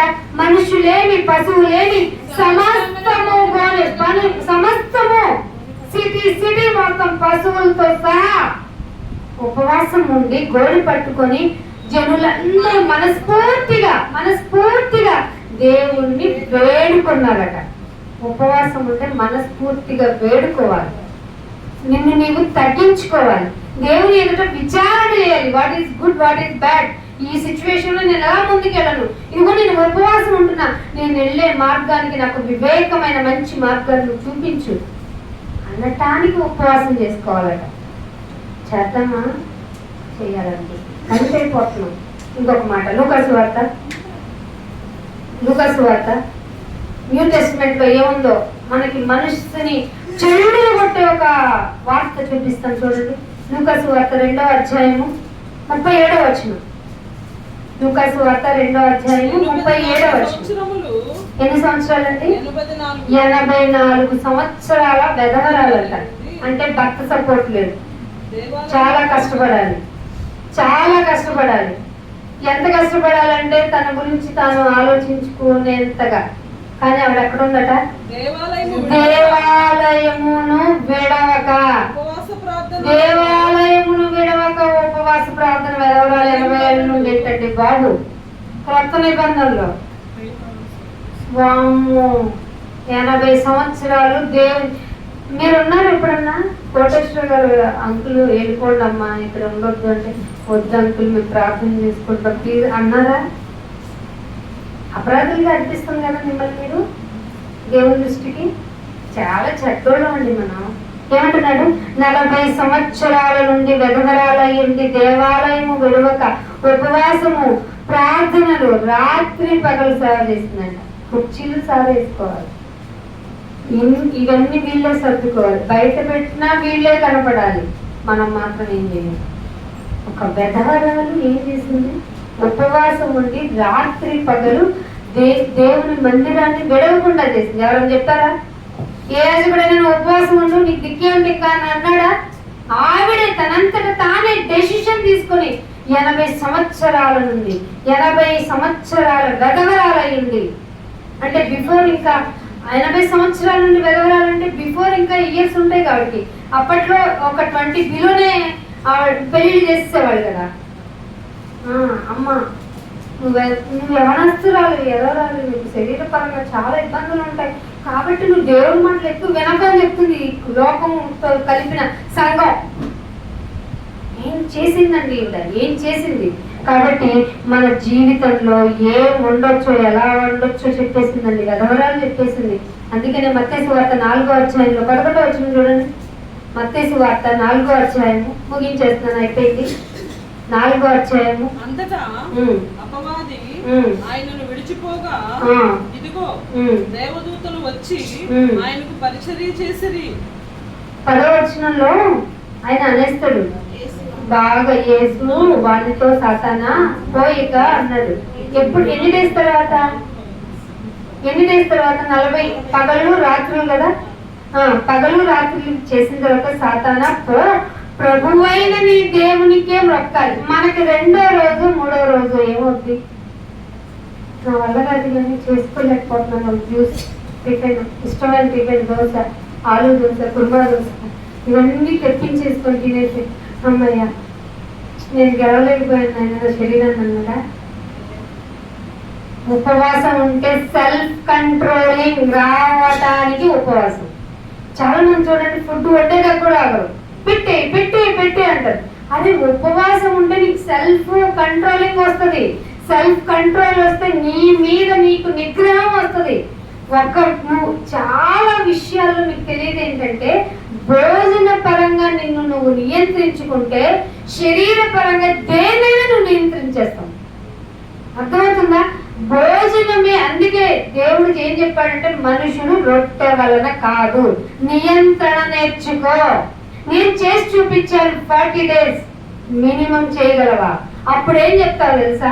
సాతానా పో, నీ దేవుని మొక్కాలి. శరీరం నిన్ను విసిగించినప్పుడు, నిన్ను పరిశీలనకు తెచ్చినప్పుడు, నీకు న్యాయ వ్యతిరేకం జరిగినప్పుడు నువ్వేమంటావు తెలుసా? ఉపవాసం ముగించి, సాతానా నీ పని అయిపోయింది, వెనక్కి పో, ఆయన్ని మాత్రమే సేవించు అని అంటావట. అప్పుడు ఏం చేస్తావు? సాతాను 11వ వచనం చదివా కదా, నిన్ను విడిచిపోతావు. నిన్ను విడిచి సాతాను పోయిందంటే ఆయన వాక్యంతో నిలువెల్లా నిండిన నిన్ను దేవుడు నిన్ను చూసుకుని మురిసిపోతాడు. అప్పుడు ఏమనిపిస్తుంది? ఎవరికి వెళ్ళి వాక్యం చెప్పను, ఏమని చెప్పను, ఎవరిని రక్షించను అని అంటావు. కానీ వీడు నాకు శత్రువు, వాళ్ళు నాకు శత్రువు, వాళ్ళు నాకు బంధువులు కాదు, వీళ్ళు నాకు బంధువులు కాదు, వీళ్ళతో మాట్లాడు, వాళ్ళతో మాట్లాడు, వాళ్ళు నన్ను అవమానపరిచారు, వాళ్ళు నన్ను ఇబ్బంది పరిచారు, నన్ను నానా మాట్లాడినారు. ఇవన్నీ వస్తాయండి. శరీరం నలగొట్ట మోక పట్టే ఇవన్నీ వస్తున్నాయి నాకు నలగొట్టుకున్నాం. అందుకనే అపోస్తుల కార్యము 14వ అధ్యాయము, అపోస్తుల కార్యము 14వ అధ్యాయము 23వ వచనం. మరియు ప్రతి సంఘములో పెద్దలను ఏర్పరిచి మనం తీసుకున్న అపోస్తులు చూపించిన బోధలో వెళ్తున్న మనకి అపోస్తులు చూపించిన మార్గం ఏంటో తెలుసా? సంఘంలో పెద్దలు ఉంటే వాళ్ళని ఏర్పాటు చేసి ఉపవాసం చేసి ప్రార్థన చేసి, ఉపవాసం ఉండి ప్రార్థన చెయ్యాలి. ఉపవాసం ఉండాలా లేదా? ఉండాలి. న్యూ టెస్ట్మెంట్ లో చెప్పారా లేదా? చెప్పారు. లాస్ట్ గా హోషేయ గ్రంథము 10వ అధ్యాయము, హోషేయ గ్రంథము 10వ అధ్యాయము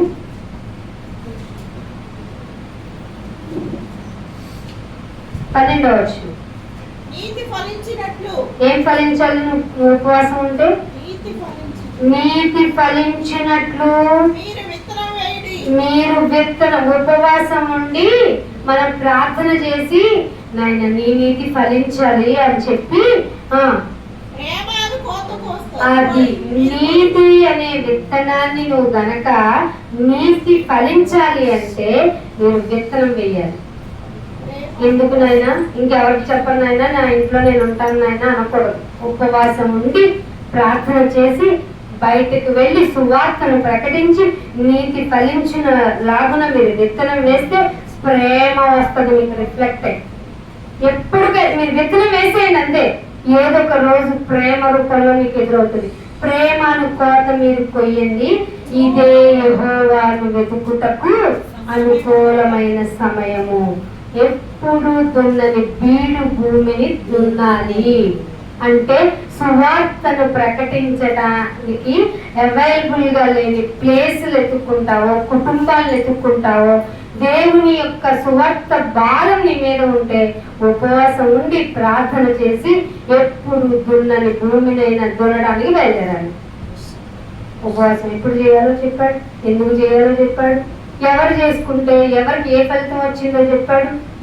నిన్ను కూడా నువ్వు నలకొట్టుకుంటే ఉపవాసం చేసుకుని మరి ఆయనలో క్రమశిక్షణలో ఆయనకి మరింత దగ్గరగా అవుతామని దేవుడు చెప్తున్నాడు. కాబట్టి మనం ఉపవాసం ఉండటానికే చూడటం ఇది బెటర్ సంగతే. కానీ ఉపవాసం ఉంటేనే మనలో కొన్ని శరీర సంబంధమైన విషయాలన్నీ అణిగిపోతాయి, జీవబ్రహ్మం రాదు. ఇది ధన్యత దేవుడు మీకు అందరికీ దయచేయాలని కోరుకుంటూ మరింతగా మీరు ఉపవాస దినాల్ని పెంచుకోవాలని ఆ దేవుడి ఎదుట మరింతగా నేను ప్రాధాన్యపడుతూ మిమ్మల్ని వేడుకుంటూ ఈ మాటలు ముగిస్తున్నాను. ప్రార్థన చేస్తున్నాను. తండ్రి, మా జీవితంలో ఎంతో ఎదిగిపోయాము, ఎదుట అనుకున్నాం, కానీ మమ్మల్ని నలకొట్టుకుంటూనే ఉండాలి అనేది మాకు జ్ఞాపకం చేశారు. ఉపవాసం ఉండకూడదు అనేది అది అపార్థమైంది కనుక నేను చెప్పాల్సి వచ్చింది. మాకు అర్థమైంది నాయన. కానీ అసలు మర్చిపోకూడదు, తరతరములకు కట్టడై ఉన్న ఈ ఉపవాసాన్ని నేను తిరిగి చాటించుకుని మమ్మల్ని మేము దుఃఖపరుచుకొని మా జీవితంలో తీసుకోవాల్సిన నిర్ణయాల విషయంలో మేము క్షేమంగా ఆరోగ్యంగా ఉండటానికి, శరీరం నిష్ప్రయోజనమైనదని తెలియటానికి, ఆత్మయే జీవింపచేసేదని నిరూపించడానికి మమ్మల్ని మేము ఉపవాసం సాటించుకుంటాం, మమ్మల్ని మేము దుఃఖపరుచుకుంటాం. మాకెవరు శత్రువులు లేరు అని నిరూపించడానికి, అందరినీ ప్రేమిస్తామని నిరూపించడానికి, మాలో రేగుతున్న జీవపు డంబాన్ని ఏలుతుంది కనుక ఆ జీవపు డంబాన్ని తీసివేయటానికి మమ్మల్ని మేము శిక్షించుకుంటాం. మీకు మరింత దగ్గర అవుతాం నాయన. మమ్మల్ని అందరినీ శుద్ధీకరించండి, మమ్మల్ని అందరినీ పవిత్రపరచండి నాయన. నీ ఎదుట ఎల్లప్పుడూ సాగిలపడి మమ్మల్ని మేము మంచి బిడ్డలు అనిపించుకోవటానికి, నిరంతరము నలిగిపోయి నీ పాదాల చెంత ఉండటానికి మీరు సిద్ధపరుస్తారని, మాకు అట్టి మంచి మనసు దయచేస్తారని నన్ను స్తుతిస్తూ యేసుక్రీస్తు వారి పరిశుద్ధమైన నామముని ప్రార్థన అడిగి వేడుకుంటున్నాం మా పరమ తండ్రి. ఆమేన్. Thank you all of you. God bless you.